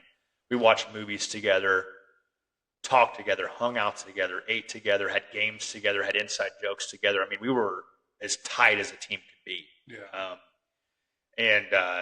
And then we had this guy, Nate Geiser. I love this dude. He originally wasn't in my team. He was in headquarters and support, but he was a radar operator, and he kind of just was always attached to my team. So I had 9 plus him. So I had 10 dudes plus my terp. I mean, we were just a family. I mean, we were always in our own tent, doing our own thing, playing our own stuff. Was your interpreter a local? Yes. Yeah. We had 2, one for each team. And they were locals. They were local nationals. They were great dudes, both of which are now in the United States. They have made it to the States. Thank God. I know, dude, after what we did, freaking withdrawal. Yeah, we'll talk about that. Yeah, we'll get into that. I got some opinions on that. The big day for my platoon was June 6, 2011, D-Day, or our D-Day even. Mm-hmm. Pretty bad day. We got pinned down into a small wadi. This is actually in a book. A Few Bad Men. Our operations officer, Major Fred Galvin, retired. I actually just saw him in November. Dude is doing a lot for the vets. I'll be seeing him in January here's my plug, Hooks of Hope. It's a nonprofit 501(c) fishing expedition company. I'll be going on there to shoot photos for them the last weekend of January. That'd be cool. They take veterans offshore. They have counselors. It's a Christian-based program. They have Christian counselors available, and they will actually pay for 12 weeks or 12 sessions of psychiatric help for anybody that comes to their program. That's cool. Great. Yeah, I just got tied in with them, and I'm really excited to be helping them out and working with them. And I'm doing everything. They're flying me down, and I'm covering everything. I will not be. No, that'd be awesome. There's a lot of fishing programs. Yeah. I actually did one in 2021, a guy by the name of Rob Lowe, a billionaire, but not a philanthropist, but not that Rob Lowe. Yeah. Took my platoon out to Montana, and we stayed at Kingfisher's Lodge first. 5-star lodge. That's sweet. We had a retired lieutenant colonel come out, and he gave us a course on post-traumatic winning. He calls it PTW. And it was actually great. I think that was the beginning of my journey of healing. That was really when I was like, no, maybe I'm not doing as good as I'm pretending. Maybe getting mad at road raging and getting out of cars and getting in fights is not the way to live life. No, not normally. No, not for a normal person. No. Not at least a God-fearing one. Yeah, exactly right. Not if you want to have stay out of jail. Yeah. So but anyway, so June 6th, Fred Galvin wrote a book. It's about some of the failures of leadership that we've experienced in the military, which you've seen a severe decline. It's become more of a political game, and the shitbirds are who make it to the top. Good guys get out, and we did not have good leadership in our battalion at all. So we get in a gunfight and we request air. We did a TIC, which is troops that we declared TIC, troops in contact. We were getting overtaken. The gunfight, in a matter of 51 minutes, went from around 256 meters to 34 meters of engagement. We did not get air on station. That's actually why our operations officer got relieved, is because he was trying to get us air, and he got into I wasn't there, obviously, I was in the gunfight, but he got into either physical or severe verbal altercation with our battalion commander over it, and was relieved of duty because he felt like we needed support and it wasn't given. That's right around the time when the ROEs changed, right? Our ROEs were still the same where we were at. I don't think we ever really had a shift in ROEs. We were still pretty free range where we were at, because it was still, at that time, was so kinetic, and they were still losing so many Marines. Our battalion commander was more, I think, trying to build his resume and reduce collateral damage. or not spend as much money to get bonuses, or that, yeah, something along just like somebody at a desk would do. So, yeah, and our battalion commander and our smart sergeant major were not experienced guys. I don't even think our sergeant major had a combat deployment. Like they were not. They should not have been in the position they were, and a lot of Marines share that sentiment, as well as myself. And that leadership is why I got out of the Marine Corps. Are these guys coming like straight from like West Point or something, where they're educated in the civilian world and then not even doing anything at all in the military? And then no, these guys had a long Marine Corps career. Like he was a sergeant major, so he'd been in for I think like 20 years. Our battalion commander had been in for a long time as well, and he was even dual cool. Like he'd gone to jump and dive, and I don't know if he'd been to BRC or not. I don't think he was an actual 321, but they knew enough to know better than what was happening. And they had a recon battalion holding an entire battle space, which is not a recon battalion is not equipped for that. We're not the size of that, but we were doing it. You said 9 guys, right? Well, our battalion had 2 companies, Bravo and Charlie, and each one had 3 platoons of 18. Oh, okay. In it. And Charlie Company was operating an entire. We rarely ever worked with Charlie. They were operating in their AO, and we were operating in our AO. We had the AO split, the area operations split up the same. So, yeah, we're pinned down in this thing, in this wadi, and I mean, it's as deep as this table, maybe that whole table. It's not. I mean, you're down. Immediately on engagement, the ANA guy directly behind me. I remember the world erupted around me, and the tree in front of me started splintering. The wall beside me. RPGs came over the top of our heads. We're hitting the building across of it. All I could do, I dove into the ditch as fast as I could. The ANA guy behind me got hit. He took one of the leg. I jumped on him, started to patch him up. My team started engaging. Got a tourniquet on him, started patching him up, called my doc over. The medic got over, got him patched up. It was funny. Gave him one of those lollipops, the like morphine pops. They did nothing for the guy because these dudes smoke dope all day. They're smoking opioid paste in their cigarettes all day, so their intolerance to opioid-based products is through the roof. Yeah, and they just chew on those leaves and shit, right? Yeah, they chew on the leaves, or they would take like when you score poppy, they'll score it oozes, and then they collect that, and somehow it turns into this they would keep it in it turns into this black paste off the process, and that's before it actually turns into heroin. That's what gets shipped is the black tar. Yeah. Well, they'd take it and they'd put it on a rock next to a fire and dry it out, and then they would roll all the tobacco out of their cigarette and then mix that in with it. They'd just smoke that shit on patrol, just high. You'd see it. Their eyes would just be ripped. They'd be high. And they'd just be standing up, walking around. There's gunfights going on. They don't care. They're just like high as a kite. Okay. Oh yeah, and I was like, dude, you do know that this is your country. We're trying to eradicate the Taliban for you. Saw how well that worked. Well. Hindsight. Allah will protect them. Yeah, exactly right. Inshallah, or whatever they say. Yeah, whatever. So we're pinned down in this gunfight. It was like 51 minutes before we got air on station. By the time we did get air on station, all we had was fixed wing and HIMARS. So we ended up dropping a 500-pounder 34 meters from our position. Very danger close. You got suntan. Oh, yeah. I actually have the video I will show you on my phone of this all going down. Yeah, leveled the building in front of us. By the time they dropped the bomb, though, the guys had actually just got out of the building. So I went over there and did the DBA, the damage battle assessment, on a dead body in there. There one? Not one. No, not one? Not one.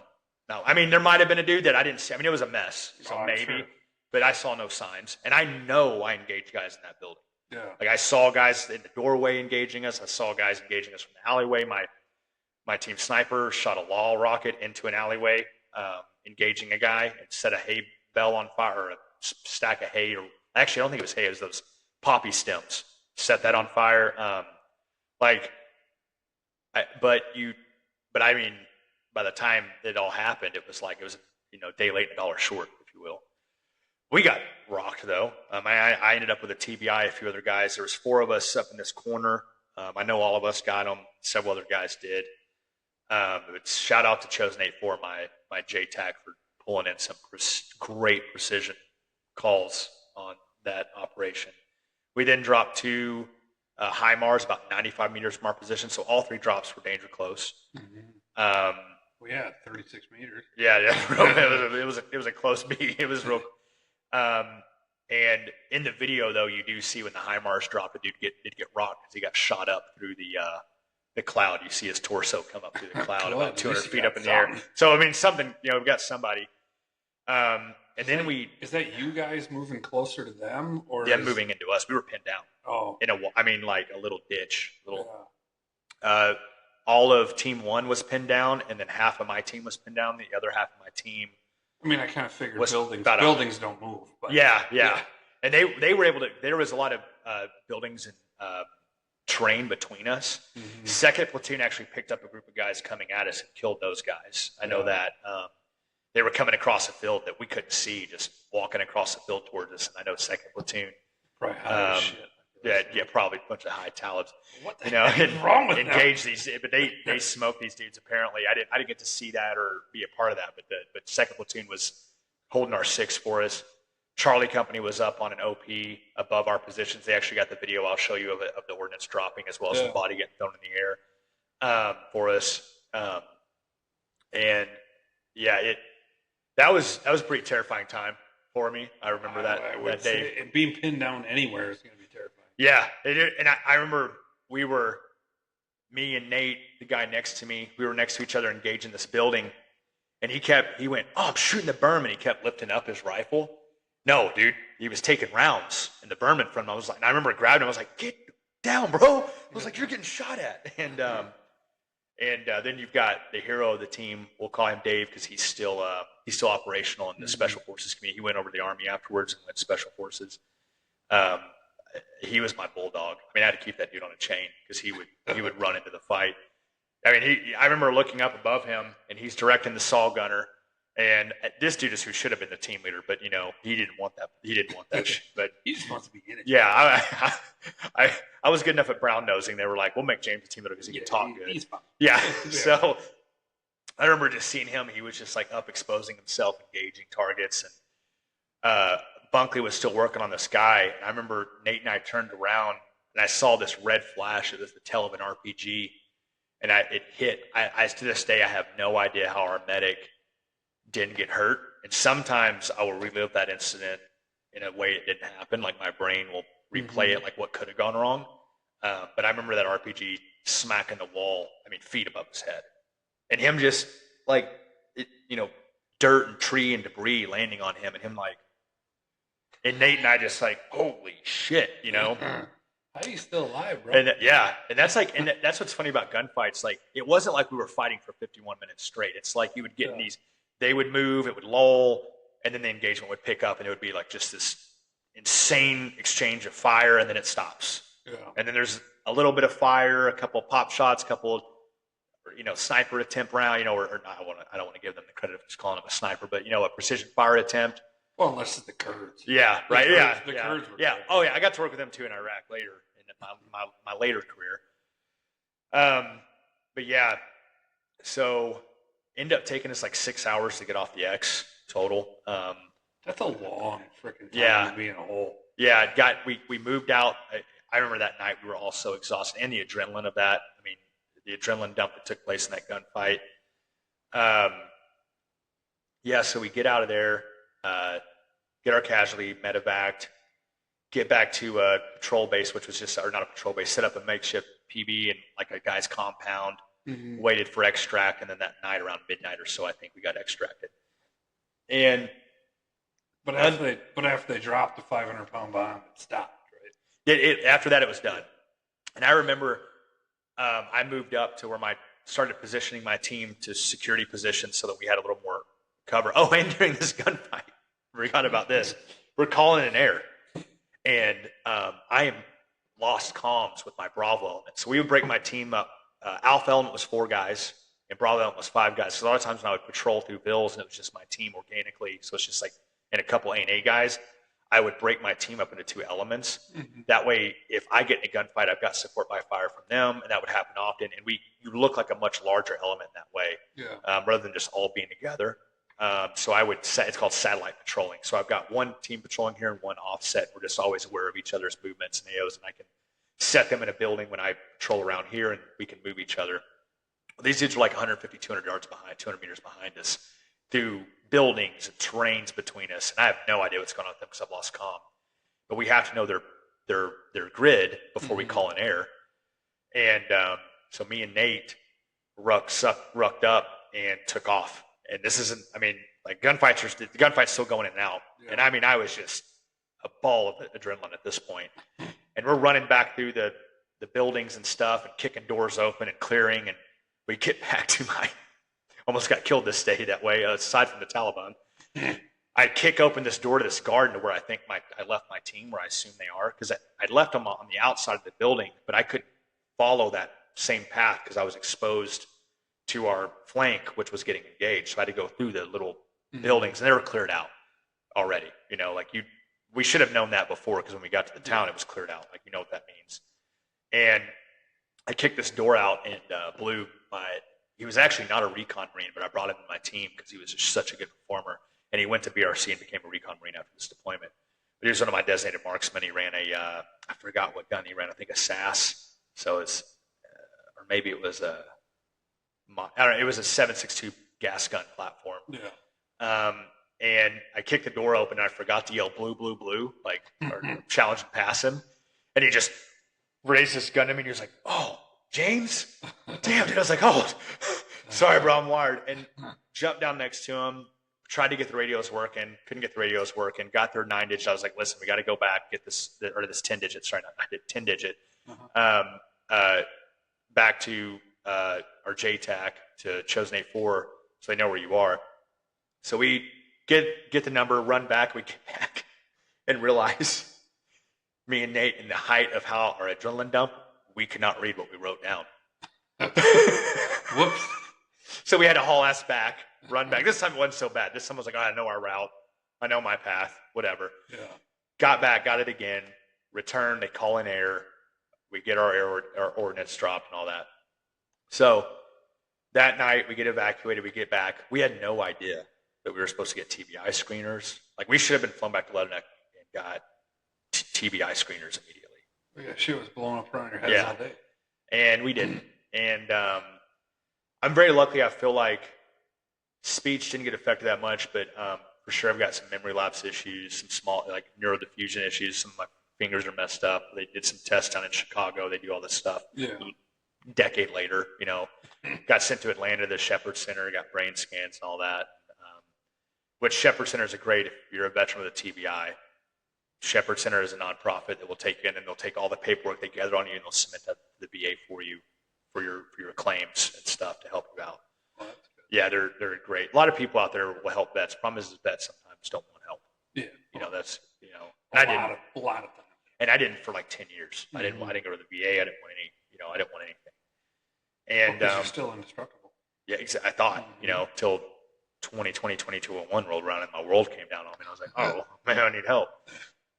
And we get back, and I mean, I think we were back on mission like the next day or the day, like it was just hours, you know, It feels like. And didn't think of it, just kept going. I didn't know about all the drama until after the deployment that, like, wow, that should have been done. That should have been done. And but yeah, that was our big behemoth gunfight. We got a lot of gunfights afterwards as well, but that was like the big daddy. Later in that deployment, my platoon ended up taking over a small patrol base, PV Fahim. We ran operations out of there for a long time, but by the time we left, first recon came out and relieved us. That November, December, I mean, we could have walked out and played. We did. We could walk out in our silkies and play soccer. You know, I mean, the threat had just completely. The last probably 4 weeks I was in Afghanistan, 5 weeks, there wasn't a gunfight to be had. You think that's because of, like, fighting season, not fighting season? Fighting season was ending. That was a big one. Fighting season, and I think we killed enough dudes or something that it got, you know. I mean, if you look at the after action reports, we killed hundreds of guys. I never saw these hundreds of guys that we killed, but you know, like the Vietnam era, you know, the Vietnam ARs. Yeah, nowadays with technology, you don't see a lot. Yeah, and the drone guys get a lot more. That's what we mostly relied on was ISR footage for things. Yeah, so we that would have been December, I believe. December, I returned from Afghanistan. I was going to re-enlist on that deployment, but I had just seen such failures in leadership over that point. I was ready to get out. I was done with the Marine Corps. I was disappointed with what I'd seen with the selfishness of leadership at upper, staff NCOs. Not in my platoon. My platoon had my company had some great leadership at the company or at the platoon levels, company levels, first sergeant level. If I could say really bad curse words on this podcast, I'd let you know. Oh, fuck you. And I do say first sergeant because he was forced retired before he got his full year or 2 years as a sergeant major. Because retired? Oh yeah. All right. So he got called out it was great by a Marine from our battalion later in 2017. So I got out in 2012, 5 years down the road. I got a call from SOF rep, Special Operation Force reporter about this. I had no idea what was going on, but he found out somebody had given him my number, told him I was a team leader on that deployment. So first sergeant level went over to second tanks as a sergeant major. He got promoted, and in his bio, he had how he had been in Bosnia or Lebanon in gunfights, and he was the honor grad of his sniper school. The actual honor grad of his sniper class was killed in, I think, Ramadi or Fallujah. And he also had a couple extra ribbons on his chest in his bio picture on the second Mardiv website, as well as an extra combat action. Was it like Photoshop or some shit? No, he did it. He was wearing medals and devices he did not earn, and then lying in his bio about things he had done. That's the guy that if he didn't enlist would be the guy that would steal valor. 100%. Yeah. Still in valor, and you have valor. Yeah. Like, dude, what are you doing? So he got it. Actually, there was a report in the Marine Corps Times about it. It blew up. I mean, it went wide in the Marine Corps, and which made me so happy because this was the same guy that stomped his boot. There's nothing bigger and better than the Marine Corps when we didn't want to re-enlist, and I mean, just shit on his threatened to NJP guys for not getting haircuts when we were outside the wire for days at a time. Like, these are the same people, like civilian world, military world. They both exist. In the same place. And same thing. And those are the people that always get promoted. Yeah, because they know they're going to brown nose their way to the top and step on everybody beneath them. Yeah, it's because they're easily foldable. Yeah, and whereas guys like my platoon commander struggle to ever get his, like, he was a captain and he should have been a major. Yeah. He should have been leading that platoon. But he was constantly getting stepped on because he put his team first. Always. His men came, it was always men, mission, then him. Yeah. He was like that. That was his motto. He would go on patrols with me he's a captain. He's my platoon commander. He would go on patrols with my team, and the respect I have for this man is unfazed. That was my team. I'm running the mission. That I am in charge. He's just there to support. Yeah. He never stepped on my toes. There was never any headbutting. What I said went. And I as a young sergeant at the time, that was huge. I never felt like I wasn't in charge of my team. He never micromanaged. He trusted my judgment. But I also was a good team leader in the sense of if I was unaware or concerned about something, I would come to him for advice. What should we do here? Yeah. How should we run this? Oh, that's a good leader. Oh, great. Somebody that accepts the fact that you're coming to him because you don't know what you're doing. Yeah. And you want advice. Yes. The people that don't actually know what they're doing are going to be the people that will be like, well, what the fuck? Why don't you know what you're doing? Yeah. Or yeah, exactly. Like chastise you in your position. Yeah. That was not the leadership. Luckily, to make up for the terrible battalion leadership and company head leadership we had fantastic leadership at platoon level that would never be replaced. At least that was there at the time. Yeah, and thank God for that. I mean, dude, if it wasn't for that, I don't know if we'd be here. Yeah. So, now you're done. I'm done. I got out April of 2012 with plans to go to college. Yeah. And that lasted about 3 months. I never even got into a course. I was doing like the preparatory courses, and I was like, I was ready to drop a frag, in a class. What were you going to go for? I think business marketing was what I was. Yeah, that's the choice that all the just shoot from the half court and hope I hit something. Exactly. It was like I got a GI Bill, I don't know what to do. I ended up doing 2 semesters at University of Arizona online. Yeah, but again, I was like, so I still got a full GI Bill that I haven't. I'm going to do something with eventually. I hope. maybe, or get married and give it to my wife, and she can pay off student loans or go to college. Give it to your kids or something. Yeah. Well, I don't want kids, but but yeah, exactly. I'm 35. I've still got time. Juices are still working. Yeah. Apparently, they last forever now. Yeah. Exactly. So I get out. I'm going to go to school. That didn't work out. I worked at a company moving furniture. I was up in I moved back to Arkansas. I was living in Northwest Arkansas. Worked at a gym for a while. Lost my home in a flood. Funny enough, a levee broke, flooded my home, so I ended up moving back to Little Rock. Got a job at a gym there. Did you own the house or rent it? I was renting. Oh, okay. Well, at least I've never owned a home, so I'm too nomadic. Nowadays it's not. Oh, now I'm missing the boat. I'm gone now. I'll never own a home. Well, at least that way you don't have to worry about a flood if you. Yeah, exactly, right. So I get out. I am doing that. And I applied for a buddy sent me a link. He's like, I'm already here. Apply for this. It was on SOCNet, Special Operation Connection Network. You had to like send in your DD-214 to get into this. It was kind of like Reddit almost, like one of those like forum type things. Yeah. But they had tons of like contractor jobs and postings for military guys and stuff like that. So I applied for this position. I had no idea what it was. It was a security position, OCONUS. So outside, for those who don't know, OCONUS is outside the continental United States. So it's obviously a deployment job. And I'm like, yeah, because I still got that itch, that bug. I'm still chasing that vein. And you want the action, but you don't want who's dealing. Exactly. Yeah. And so I sign up for this, and it's like a really long process. There's like a ton. You have to get like a Hushmel account. You have to do all this work, and you had to fill out another. And I'd already had a clearance in the Marine Corps, but that's under DOD. Now you have to get this is an OGA, or it's called Other Government Agency. And I'm like, what is an OGA? What's that mean? And I'm applying for this clearance, do all that. I think they interviewed a few people I put on there as reference. It took like almost a year and a half of a hiring process. Go to vetting. Vetting was like a month long or something. Or no, I think vetting was, maybe it was 2 weeks or 3 weeks. I don't remember, but I had to go to vetting, and that was in Virginia.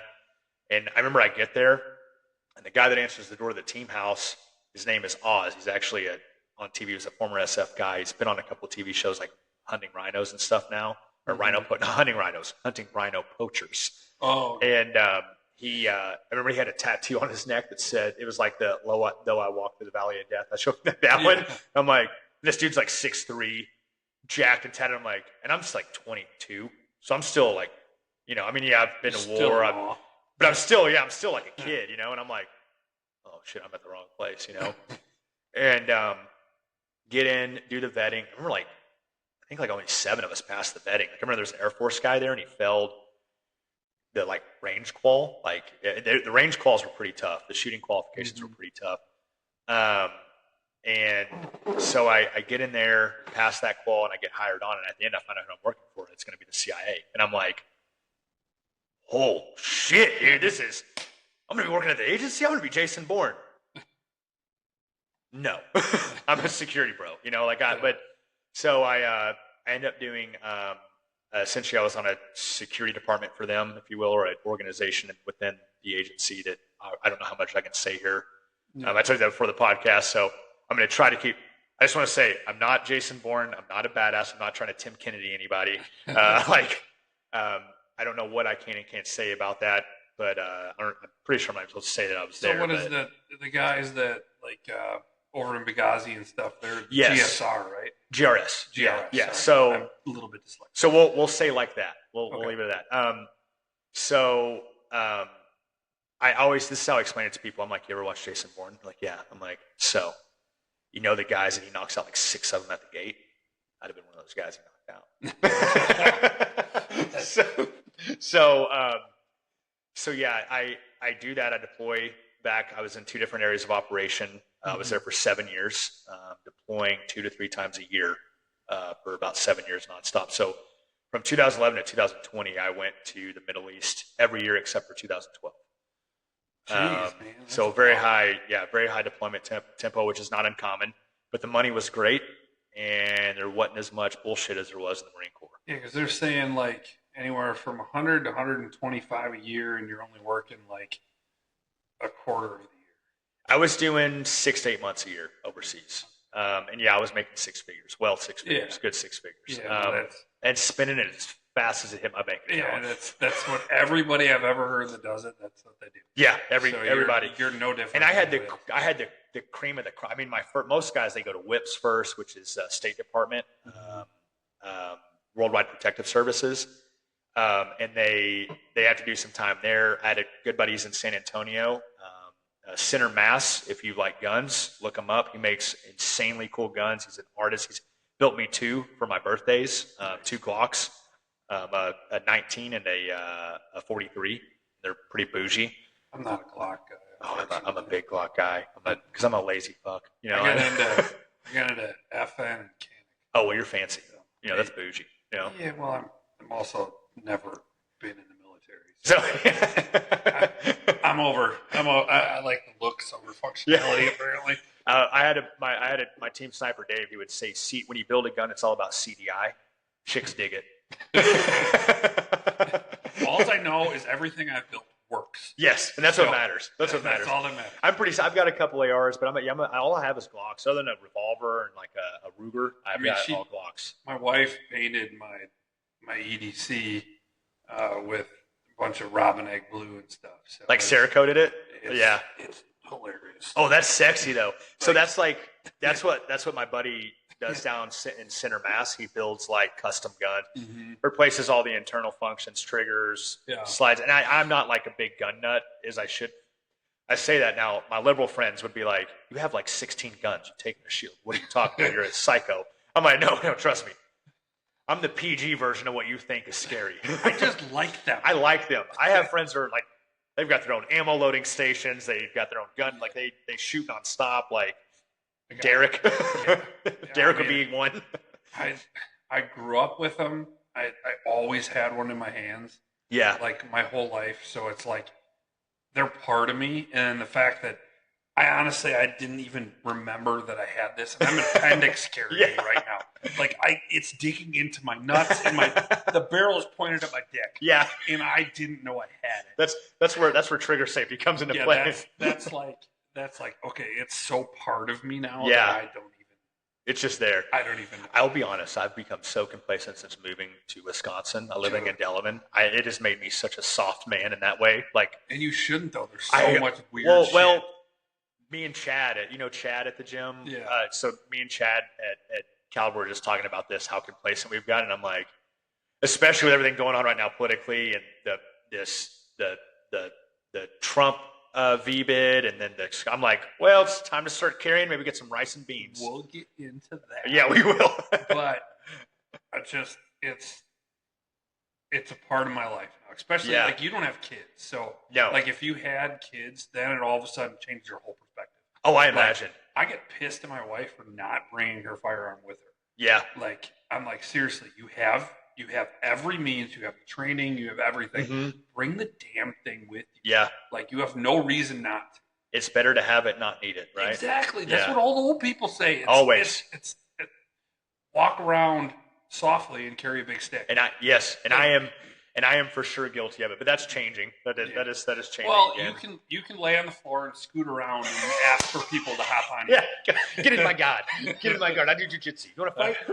I make fun of you guys and Derek all the time. Oh, dude, I make fun of myself. Except you guys whoop my ass because I'm so bad. Hey, you own the gym we're in. It's not. I feel like you have a free pass to walk into the match. I have zero excuses, and I give you guys the permission to make fun of me from now on. It is brutal. I actually am doing my first competition next Saturday. Oh, are you? Yeah, my first comp, so hoping to win. Yeah, no. The thing is, I know everybody that's in there, too. I don't know what my excuse is. Honestly. We'd love to have you. Yeah. But I love having big bodies in there, too, because I always try to fight with guys way bigger than me because that makes me suffer. I'll just starfish. I'll just lay there. See what you can do. Well, you are pretty. That's about right. You're a starfish girl, yeah? Sounds about right. As long as I don't roll over onto my front. Yeah. Well, you know the saying in jiu-jitsu, if one man can hold you down, two can fuck you. Oh, God. Yeah. That's why you got to be good at jiu-jitsu. No wonder Derek has so many friends. Well, I was actually the girl I'm with right now, she was just making a gay joke on the phone earlier, and we were texting. I was like, well, I said the odds are against me. Marine, jiu-jitsu. I mean, those are 2 red flags right there. You might be like, yeah, like there's a lot of other podcasters and stuff will give gifts to their guests. Yeah. First day with my new mouth. Yeah. Well, they'll give gifts to their guests. Yeah. Or whatever. And like Sean Ryan, I don't know if he's Sean. Oh Ryan yeah, I like Sean Ryan's podcast. Like he always gives gummy bears. I think my thing with Marines is I'm just going to give them crayons. Yes. Every time. It's just nice icebreaker. Yes. So there's a group of us that meet up. Several of us all went to singing. One with me in my in my battalion actually. Mm-hmm. Jordan up in Madison. There's a whole group of guys. Several of us went to singing. Some didn't. But my buddy Nick runs he organizes. He's an awesome dude. He's a Marine as well. He organizes this. Everybody named Nick's a good dude, you know. Every November 10th, every Marine Corps birthday, he rents out a steak room at a steakhouse up in Madison, and we all drive up there and from all over, and we link up and we have a thing. And one year we did it at Johnny's Steakhouse in Madison, and the head chef, was a Navy guy. He put little dessert or little appetizer platters on our tables with crayons and those like fancy metal toothpicks in the middle of all of them. And I'll tell you right now, we all ate our crayons just to be like, "You bro." That's fucking hilarious. Which crayons are disgusting wax. I didn't know that. I'd never actually eaten a crayon before, but I can say I did it. But I have. So yeah. I'm not even a Marine. Well, you have the look though. I mean, I would assume you look like a crayon eater. You've licked a window before. Yes, I have. On a school bus. Yeah. So I did that for 7 years. Deployed a lot. Finished up my last tour in January of 2020.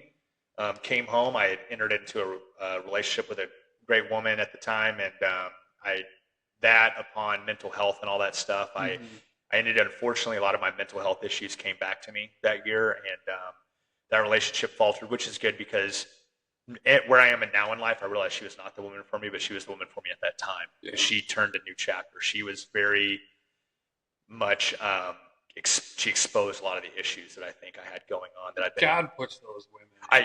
100%. The woman I'm talking to right now I've never met a person that I feel sees me like immediately the way she has. Yeah. And she was a model at a photo shoot I was doing, and we were friends for months after that, talked every day, but I never crossed that line. Plus I thought she was way out of my league. I was like, this girl dates a guy with a paid off truck, a 401k, and a mortgage. Like, this girl is not looking at me. Yeah. And then she messaged me and was like, told me differently. She took the first step because I never would have. Yeah. And I was in awe at this, and then we hung out, and it was first, she's an occupational therapist, and she did, I think it was her residency or whatever, but she worked at the VA first before she got out to the real world, and then she also did her paper when she got her master's on PTSD and sleep issues. So like, she's all about veterans. She's super supportive. She knew a lot more about me without me telling her than I realized. And like you said, I think that God or the universe, whatever you want to call it, if you give it the green light, right? Like the story of like the guy in the ocean that watched the boats pass 3 times, and then he gets to heaven. He's like, God asked you to save me. And he's like, I sent 3 boats, and you told them all no. That yeah. But that first relationship that I left the agency for, if you will, it exposed to how horrible I'd been in my relationships in the past that I'd made excuses for. It's funny how that works. Because it was like, well, she did this. Everything that the girl I dated before had done wrong, I could point that all out, but I couldn't look at how terrible I was in the relationship. It was probably that one that didn't last that you were the most infatuated with, too. Yeah, the one, and she left me for rightfully so. That needed to happen to me. I needed to get my shit kicked in. The girl before her I broke up with because I saw how toxic I was, and I was disgusted with who I was in that relationship, and I ended it. But I didn't understand. I was starting to see I wasn't handling this right. But again, she had her own issues, so I excused my behavior patterns based on her issues. Yeah. She was toxic, I was toxic, we're both toxic. It's her. She's the problem. Yeah. And at the end of the day, what I learned from that the next relationship is focus less on what your partner's doing wrong and focus on what you're doing right. And that will bring you a healthy relationship. Because especially as a man, I think men, we carry a lot of the burden on our shoulders. And how can you expect a woman to give you her femininity if you're not giving her your real masculinity, not your insecurities, not your brokenness, but you are being the leader for her in the relationship. We bury and hold Everything. Until it comes out on its own. Ugly. Yeah. And when it comes out, it's toxic. Horrible. I mean, yeah, I look back at that in all my relationships in my 20s, and it took me a long time to forgive myself for who I was. I struggled with that up until this year. It was something, I mean, I was now we're getting to the deep part. 2020 to 2023, I was extremely suicidal. I mean, it was pulling slack out of a trigger with the barrel in my mouth, suicidal. And the only thing that stopped me was I lost a teammate, Randall Stevenson, in 2016, April 2016, to his own hand.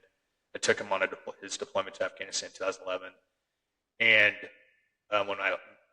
when that happened, it was like, that was probably one of the most crushing moments of my life, just because it was like I was so proud as a team leader. I brought my organic team home without a casualty. And not every team, sadly, in the battalion can say that. We lost from our company an amazing guy, Daniel Gurr, August 5th, 2011. And he was like a really good dude, you know. And in the year before that, 2010, I wasn't on the deployment. I was on a training operation. I lost two guys from my BRC class, Nicholas Uzinski and Gregory Stoltz, two great guys. And one of my biggest fears was that happening to my team. And when I brought them all home, I was just so proud of that, especially after how kinetic our deployment was. And when I lost him, it was like I lost him in Afghanistan.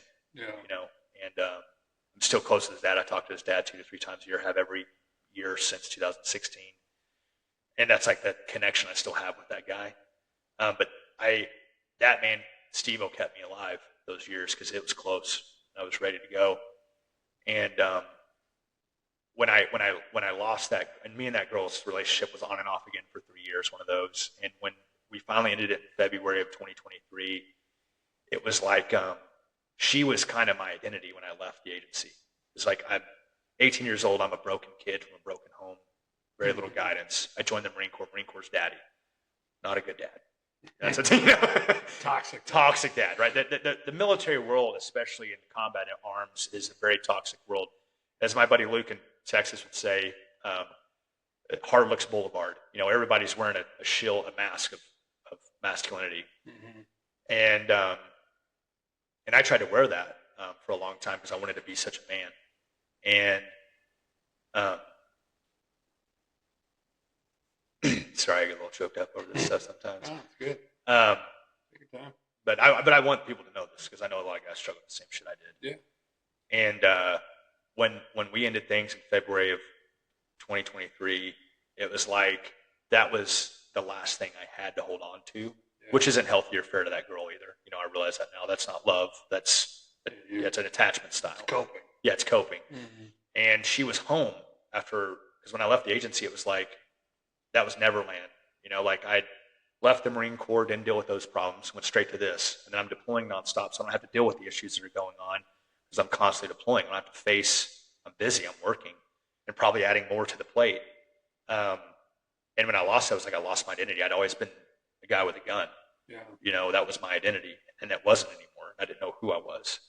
And I was working as a horseshoer. I was a farrier. I'd been apprenticing between deployments for 2 years before I'd left because I knew I was on my way out most likely. And I was looking for something to do when I was home anyways. Yeah. So I was shoeing horses, team roping. I bought a couple of horses. I was doing that. I actually went out to Oregon in 2020 and worked on a huge cattle operation out there. I was just trying to find something, find purpose somewhere, just trying to find an identity. Still am, just in a healthier way now. Yeah. Smoking weed every day, drinking excessively. When I would go out, I didn't drink every day, but when I would go out, it was 0 to 100. Yeah. That was the only, you know, because I was numbing my pain. And So 2023 rolls around, I sell off everything. My truck, my trailer, all my equipment, everything I could sell to make money I made. I'd gotten to the VA, finally started getting help there, got a rating, which I had ignored and didn't want for a long time because I didn't feel like I was worthy. Yeah. Didn't feel like I'd experienced enough. I was like, well, yeah, but it's not like I stormed Normandy. It wasn't like I was on the beaches in World War II or in Terra Atoll or Okinawa, those, That's the hardest thing for anybody that's in that situation to grasp is you put your time in. Like, you were a civilian, you gave yourself to our government. Yeah. To do whatever the hell they want with you. Mm-hmm. And then they basically, okay, you're done. Here's the world. Go on. Yeah. Like, they give you nothing else. So yeah. the very littlest thing you can take from them is some sort of money. Yeah. Like, you gotta live. Yeah. So that's... And I will say that gives you so much relief when you go, it allowed me to get into therapy. Yeah. And I got into this year, so I moved to Costa Rica, sold off all my stuff, went to Costa Rica to a surf camp for 8 weeks. Yeah. Then stayed on my own for another 4, came home for a month, and I went and moved back for 6 months. Yeah. Got into jiu-jitsu. I'd been surfing that whole year, really got into surfing. And I found a lot of peace down there, but the biggest lesson I learned down there that I take away, and much is why I think I was guided down there. Like I said, I believe that if you listen, God, universe, whatever you want to call it, will guide you. Mm-hmm. He'll give you. You just have to. You have to call him. Exactly. You have to be open to it. Yeah. And something guided me to Costa Rica, and I made a lot of great friends down there. I had a lot of spiritual awakenings down there. I mean, something about sitting in the ocean at 5 a.m. watching the sun come up is just that's the closest I've ever felt. Yeah. There's something that the energy you're experiencing. I recommend that to everybody. I'm like, just even if you're not into surfing, just experience this alone in the ocean. It's magic. Well, it doesn't matter what your opinion is on religion or anything. If you're sitting there watching this happen, somebody created it. Yeah. And it doesn't. Once you see it, it's undeniable. There's something. It just doesn't happen out of anywhere. Yeah. Like you can't say that an explosion created everything. Mm-hmm. Like, okay, I get it. Over time, it's possible. Or this is what my argument is on that. Is science the answer to the clockmaker? Because think about it. Okay, so say the Higgs boson particle, the Great Bang, the Big Bang theory is which none of us can. It's a theory, right? But say that is the answer, and evolution is the answer. How that happened still, when I look at this, to me at least, shows me that there was guidance that happened in this. Yeah. Like I believe in the theory of evolution on a macro level. Mm-hmm. But I also look at that as I don't believe that happened on its own. Yeah. There had to be something that created this. Like, you look at the multiple bipedal species that have survived on the planet, humans are the ones that made it. There's a great book called God. It's written by he was a former Muslim, turned to Christianity, but he writes a really non-biased book basically on the study, an archaeological study of all the different species of man. Mm-hmm. And from all the way back to cave drawings like Neanderthales to the Homo erectus to the Homo sapien and all the others that I can't remember their names. And it is insanely weird, the similarities of ritualistic things that people were practicing and searching for on continents that they had no way of communicating in that time. Yeah. There's something that gravitates humans to that belief. There's something that gravitates us to that awe, that power that is, as I say, it's unexplainable. And I don't think, so whoever you are, whatever religion you believe, or whatever you don't believe, I think to argue that I don't think you fully can. There's freaking something. Yeah. There's something. But you're sitting there and you realize it. So. And I realized this. And that was awakening, but one of the biggest lessons I learned is you can't run away from your problems with awesome. Everything in me, I'm living on a VA pension. Mm-hmm. I'm surfing. I'm doing jiu-jitsu. I'm surrounded by beautiful Latino women. Mm-hmm. I should be happy, right? Now, at the time, I was practicing celibacy for the first time in my life, which was a That's one of the worst places to try. Rough place to pull that, but I did it, dude. I did 5 days short of a year. Very proud of myself. Yeah, pretty good. It was hard, but I did it. And no pun intended. yeah, right. Yeah, right. Yeah. But what I found is no matter how great I tried to mold my life, my inside was still rotting. Yeah. And so I'm doing jiu-jitsu. This is March of 2024, and I break my fibula in half. I think when I came, when you called me. when I came back, and that was when my world collapsed, because I had been able to. I'm a runner. I'm an athlete. I work out. How the hell did you go from there to Wisconsin? So I moved to Wisconsin in Wisconsin? 2018. Oh, Yeah. So I moved here in 2018 for a girl that was a super toxic relationship on me, you know. But I'm happy because I met two of my best friends. I live on their ranch in Delvin, and I met two of my best friends that have been the most pivotal figures in my life. I mean, my friend Curtis has been like a big brother and a father figure to me that I needed. That dude is, man, he is, dude. If it wasn't for that dude, I don't know if I'd be here, to be honest. Like that guy, him and another guy, Anthony Dow down in Arkansas. Those two dudes, and they're civilians, but I mean, they're just like, they are my best friends. Anthony's been my friend for, since 2013. So going on 12 years, and Curtis since 2018. And both of them, it was like immediately best friends, you know? I had to come home. Curtis picked me up after I got flown in, drives me back up here. I go to the VA, and my world started falling apart because now I'm stuck in bed. I can't run. I can't work out. I can't do anything. And I got into therapy at the VA. And I am so thankful I broke my leg. Everything in life that I've thought, unfortunate, everything led me to that place to where it was almost like it broke me enough where it was like, dude, you have to get help. You're going to die. And so I ended up at the VA, and now I'm in two programs, a group program and a private program. I do therapy twice a week, about 3 hours a week. Yeah. And it has changed my life. I mean, it is to the better. And it's a slow process. It is a painfully, miserably slow process. But it's one of those things. It's like when you do therapy, you have to understand therapy is not going to fix you. It's going to teach you how to work on yourself. Yeah. And you may never be fixed, but you'll learn how to manage it, and you'll learn how to live with the things that you have. And the biggest misconception is when you go to therapy, most people think that the therapist is going to tell you what to do. No. They don't do shit. They facilitate the questions. Yeah. And you facilitate the answers. Yes. Like if they're giving you they know answers, how to probe you correctly. Like if they're giving you the answers, they're not a good therapist. No. Like that's well, not. I do. There is one. It's called dialectical behavior therapy. I'm in right now, DBT. Mm-hmm. It doesn't give you answers, but it gives you tools. Yeah. So like when I get like really emotional dysregulation, or I become suicidal, or shame and hate from maybe deployments or whatever starts to, or just me being me, whatever it is. Yeah.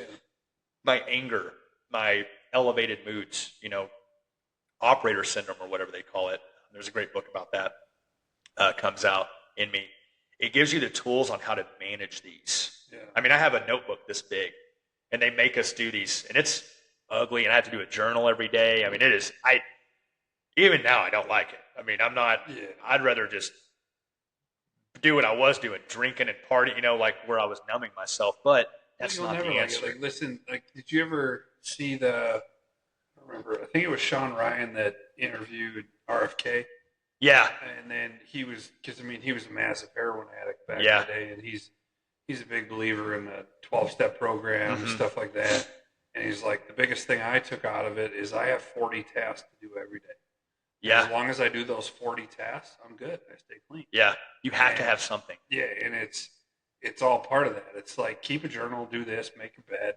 Like, because everybody makes fun of him. Boy, he's the to-be president that makes his bed every day. Yeah. Well, he does that because it's his regimen. It's what he does, and he's unbelievably intelligent for it. He's regulated. Look at the guy. He's 40 something years clean, and the dude's ripped. Yeah. Like, he's a stud. I'm a big RFK fan. I love that guy. Yeah.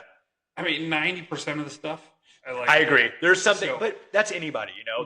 There'll always be things that like, chill, bro. But like, but got into therapy. I went sober this year on alcohol. I'm now going sober on marijuana as well. I used that as a crutch for a long time. Well, and it's not that I'm saying I'll never drink again. I'll never use marijuana again. I don't judge people for that, but it's where I'm at right now. I know it's not serving me.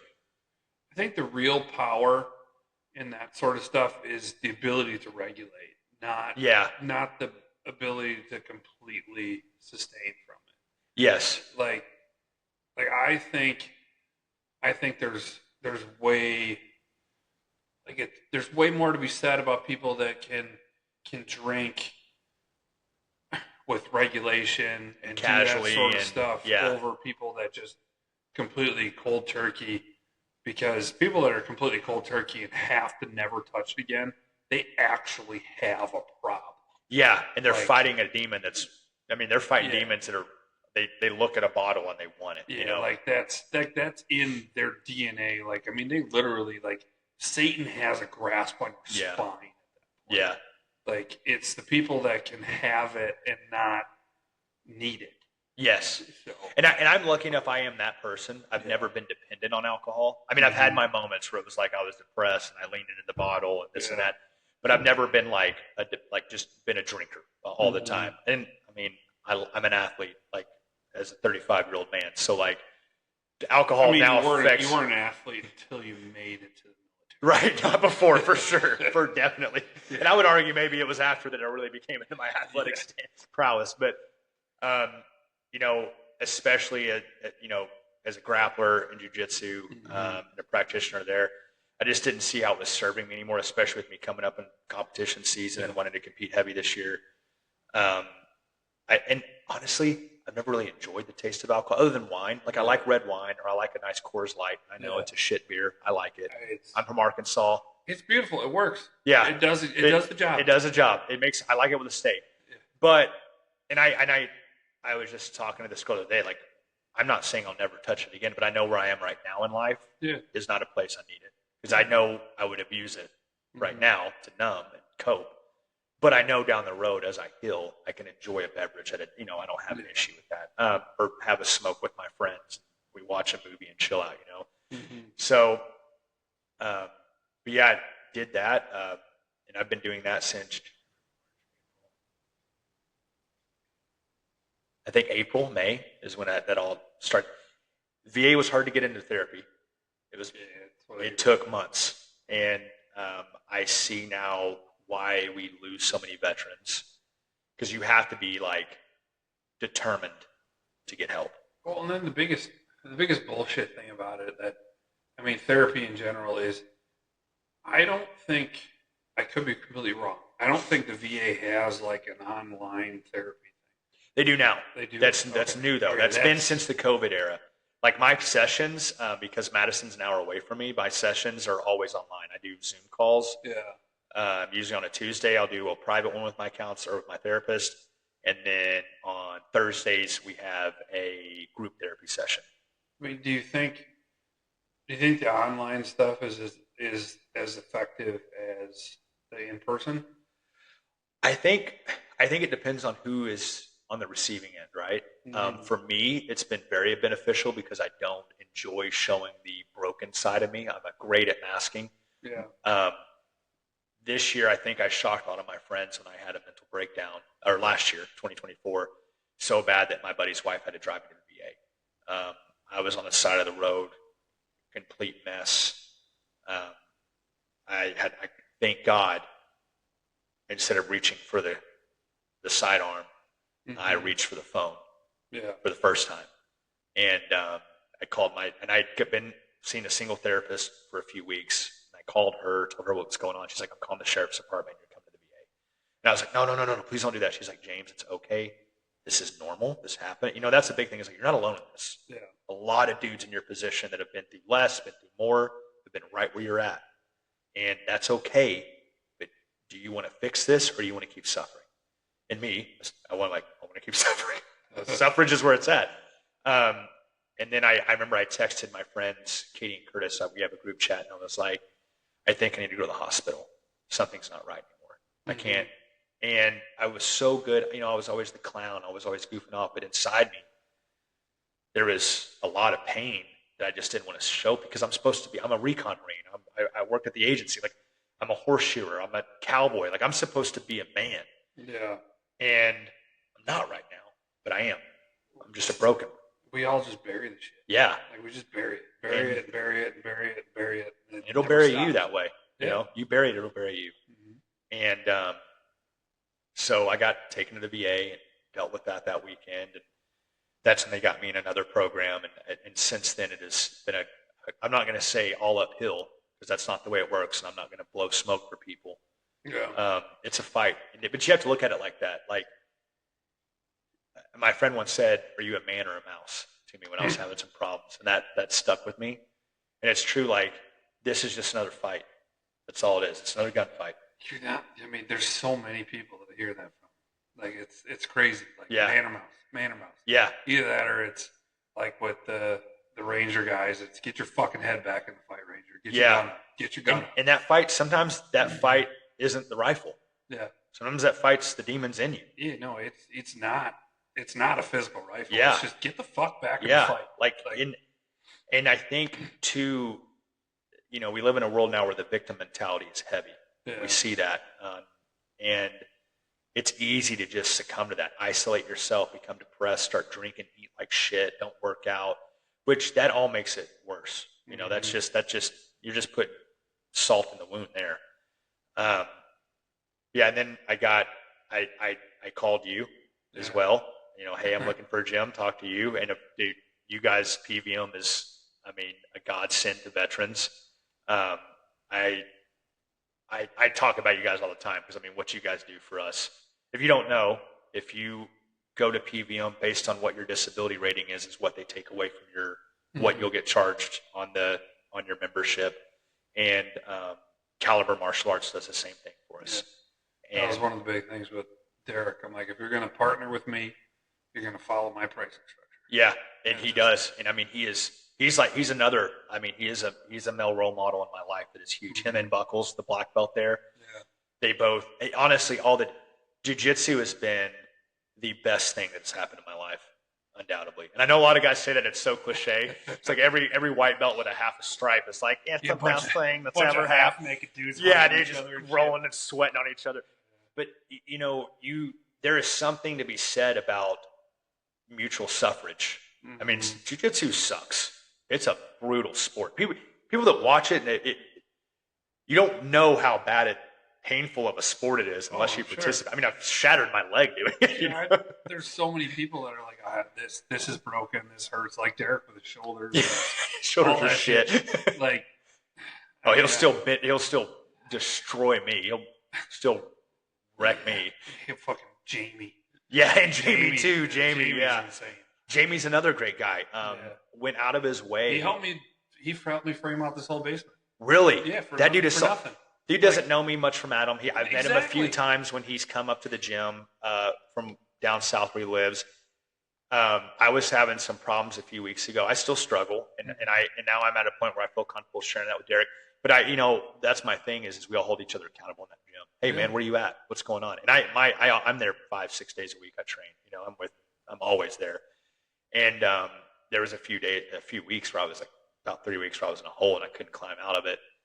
And I had some stuff going on at home, some personal stuff at home with family that was coming undone, and then just my own, bullshit. Jamie reached out to me and got my number from Derek because he's a veteran, and he texted me about some things he did that helped him. A whole paragraph of stuff. Doesn't know me from Adam, but he just reached out to help me. Like that's that community. Yeah, he's a good dude. He's a solid dude. Pretty good dude.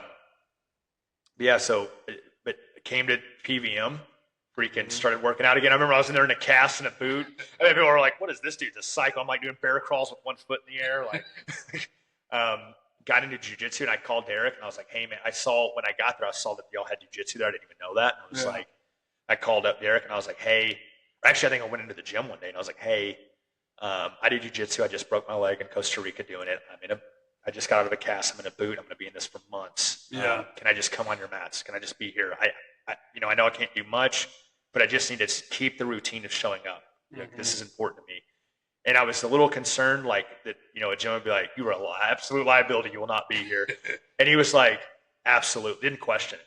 He was like, dude, I applaud you. And I was there every week, 2 to 4 times a week, broken leg and all, and I haven't quit. Now I'm competing. So unless you're 13 or under, according to my insurance, yeah, you're not a liability. Yeah, my boy. That's the way I look at it. Yeah, well, plug to PVM. Check, and if you're a civilian too, don't want to make it just sound like it's veterans. I mean, you have a ton of civilians in there.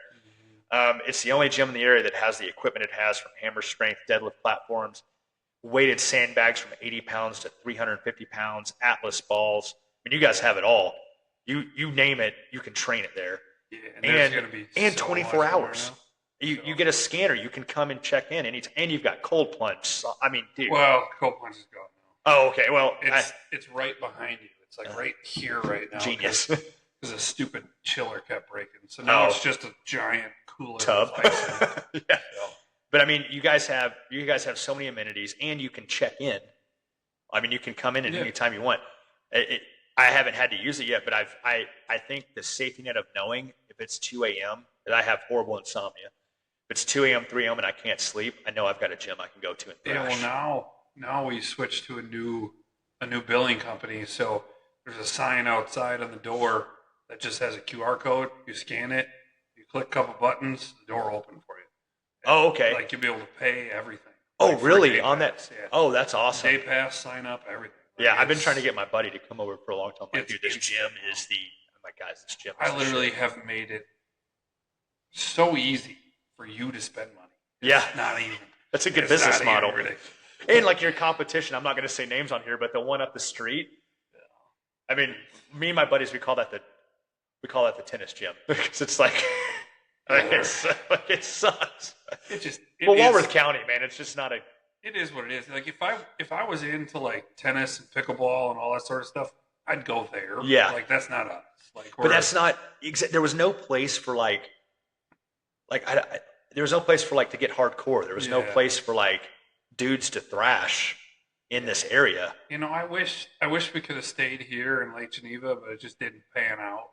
Space wise, there's where around Lake Geneva has 16,000 square feet. Nowhere. Oh yeah, that's another thing. The gym is humongous. It's enormous. It's too big, and it's got that warehouse feel. It's open space, and you know what too? I have so many friends there. Getting rid of lights, so it's even more dark and dingy. Yeah, I like that though. I love it. But something about with chalk on the ground and plates banging against each other, just to it makes you lift harder. That's for sure. That's pretty sure. But the energy in that gym is unmatched to anywhere in this area. Everybody there's a friend. Everybody there talks. Everybody. It's because I don't let the bullshit happen. There's been so much theft, for people sneaking in for day passes and all this other stuff. Yeah, Derek told me about that. And I have my little pit bull that's in there now. Yeah, his name's Merrick. Yeah, he's like a trainer too, right? I don't know what. Yeah, I see him working out all the time. He is whatever. He is whatever he wants. But there's very few people stealing, and then any drama. There was one guy that was taking pictures of the girls and stuff. He gone. Oh my god! And then another guy asking another girl about OnlyFans stuff. He gone. Other people. Where are these guys' mothers that taught them how to talk to women? What? No, did anybody teach them to speak to a woman? I have a 0 strike rule. You fuck up, you're gone. You're just gone. Agreeable. I'm not the Y. I'm not any of these other companies that are oh, well, they'll figure it out. No, they won't. They're gone. Yeah. They can go there. Yeah. Get the hell out of here. There's no drama, no nothing. I don't tolerate it. Yeah. If there's one thing I have control of, it's I'm making my people happy. That's awesome. And you do it. I mean, PVM it's quintessential of happiness there. It's my happy place. Yeah. I mean, I'm there 5-6 days a week. Yeah, no, It's been a massive learning curve for me because I wanted to open a gym. Yeah. Like forever, but I lived in the gyms forever. I hardly use my own gym anymore, which is that's how that up, works. But cobblers, kids don't have shoes. But I don't know. I still love the thing. I could have sold it 10 times over. I could have closed it 10 times over. It don't fucking make money. Yeah. Like it doesn't. I give away 30, 40 grand a year in discounted memberships and stuff. Like, I mean, I could be rolling around in the money, but I don't give a shit. It's about you guys. I hope it. How long has it been in Elkhorn? We've been there a year now. I hope it takes off. I mean, you know the saying, your first 3 years of business, but I hope it takes off just because if any gym in this area, if any business in this area earned success, we were in PVM. We were in Lake Geneva for 4 years, and then Elkhorn for 1. I think it's been longer than that now. Feels like it's way longer. Do you feel like are you starting to tick up, like in members? Are you starting to grow? Yeah, no, we're getting to where because I'm starting to notice. But when I first came back, it was like dead, and now it's like I'm noticing a lot more people are lifting. It's more busy. It's us. No, we're getting to where we need to be, and then a lot of it was management and stuff like that. So, I heard about that. But it's good now. Now we're in a good place. Yeah. So we'll be good, and then the actual nonprofit, so PVM Foundation, all that. We went through a lot of stuff with the IRS and weird categorization stuff with that. So we're going to be getting that all finalized, and once the foundation's rolling, we'll actually be able to really invest in this stuff. So you want to do PVM like a 501(c) or PVM Foundation will be the 501c3, and then PVM Gym is its own separate for-profit. So, but what I'd really like to dig into, I don't know if you heard about it. A lot of veterans have been doing the psilocybin treatment. I have, and Ibogaine. Ibogaine. That's actually what Jamie messaged me about. He told me this rebuilt my life. Yeah. So I am there's a program I'm looking at called VETS. I think there's a few. I haven't signed up yet, but that's one of the things we're going to be looking into. I'd be super interested in that. Is trying to pay for veterans to go do that. Yeah. We'll send you to Brazil, wherever it's legal, because obviously I don't know, hopefully things change here soon, but Big Pharma's they got them hooks in still. Fuck Big Pharma. I know. So that's why this isn't posted on YouTube. Yeah. So but that's kind of the thing we're going to move forward to. I mean, this podcast wasn't supposed to be about us, but I'm pretty sure we covered most of your life. Yeah, you did. That's where I'm at now. I'm sure we can dig into a lot more, but I think we're like 2.5 hours into this thing. Are we really? Yeah, something like that. Holy shit. Maybe 3. I can't see that far. But I'm just looking over there to make sure it's still recording. So we'll kind of leave it there. We can always hop back on again and see how you're doing here in the future. Yeah, man. So, it's a blast. Yeah, I'm very happy we got together. I am too, man. This has been great. Yeah, Nick, it's been awesome, man. I'm so thankful for you, brother. Thank you for coming on. Of course. So. Awesome, dude. All right.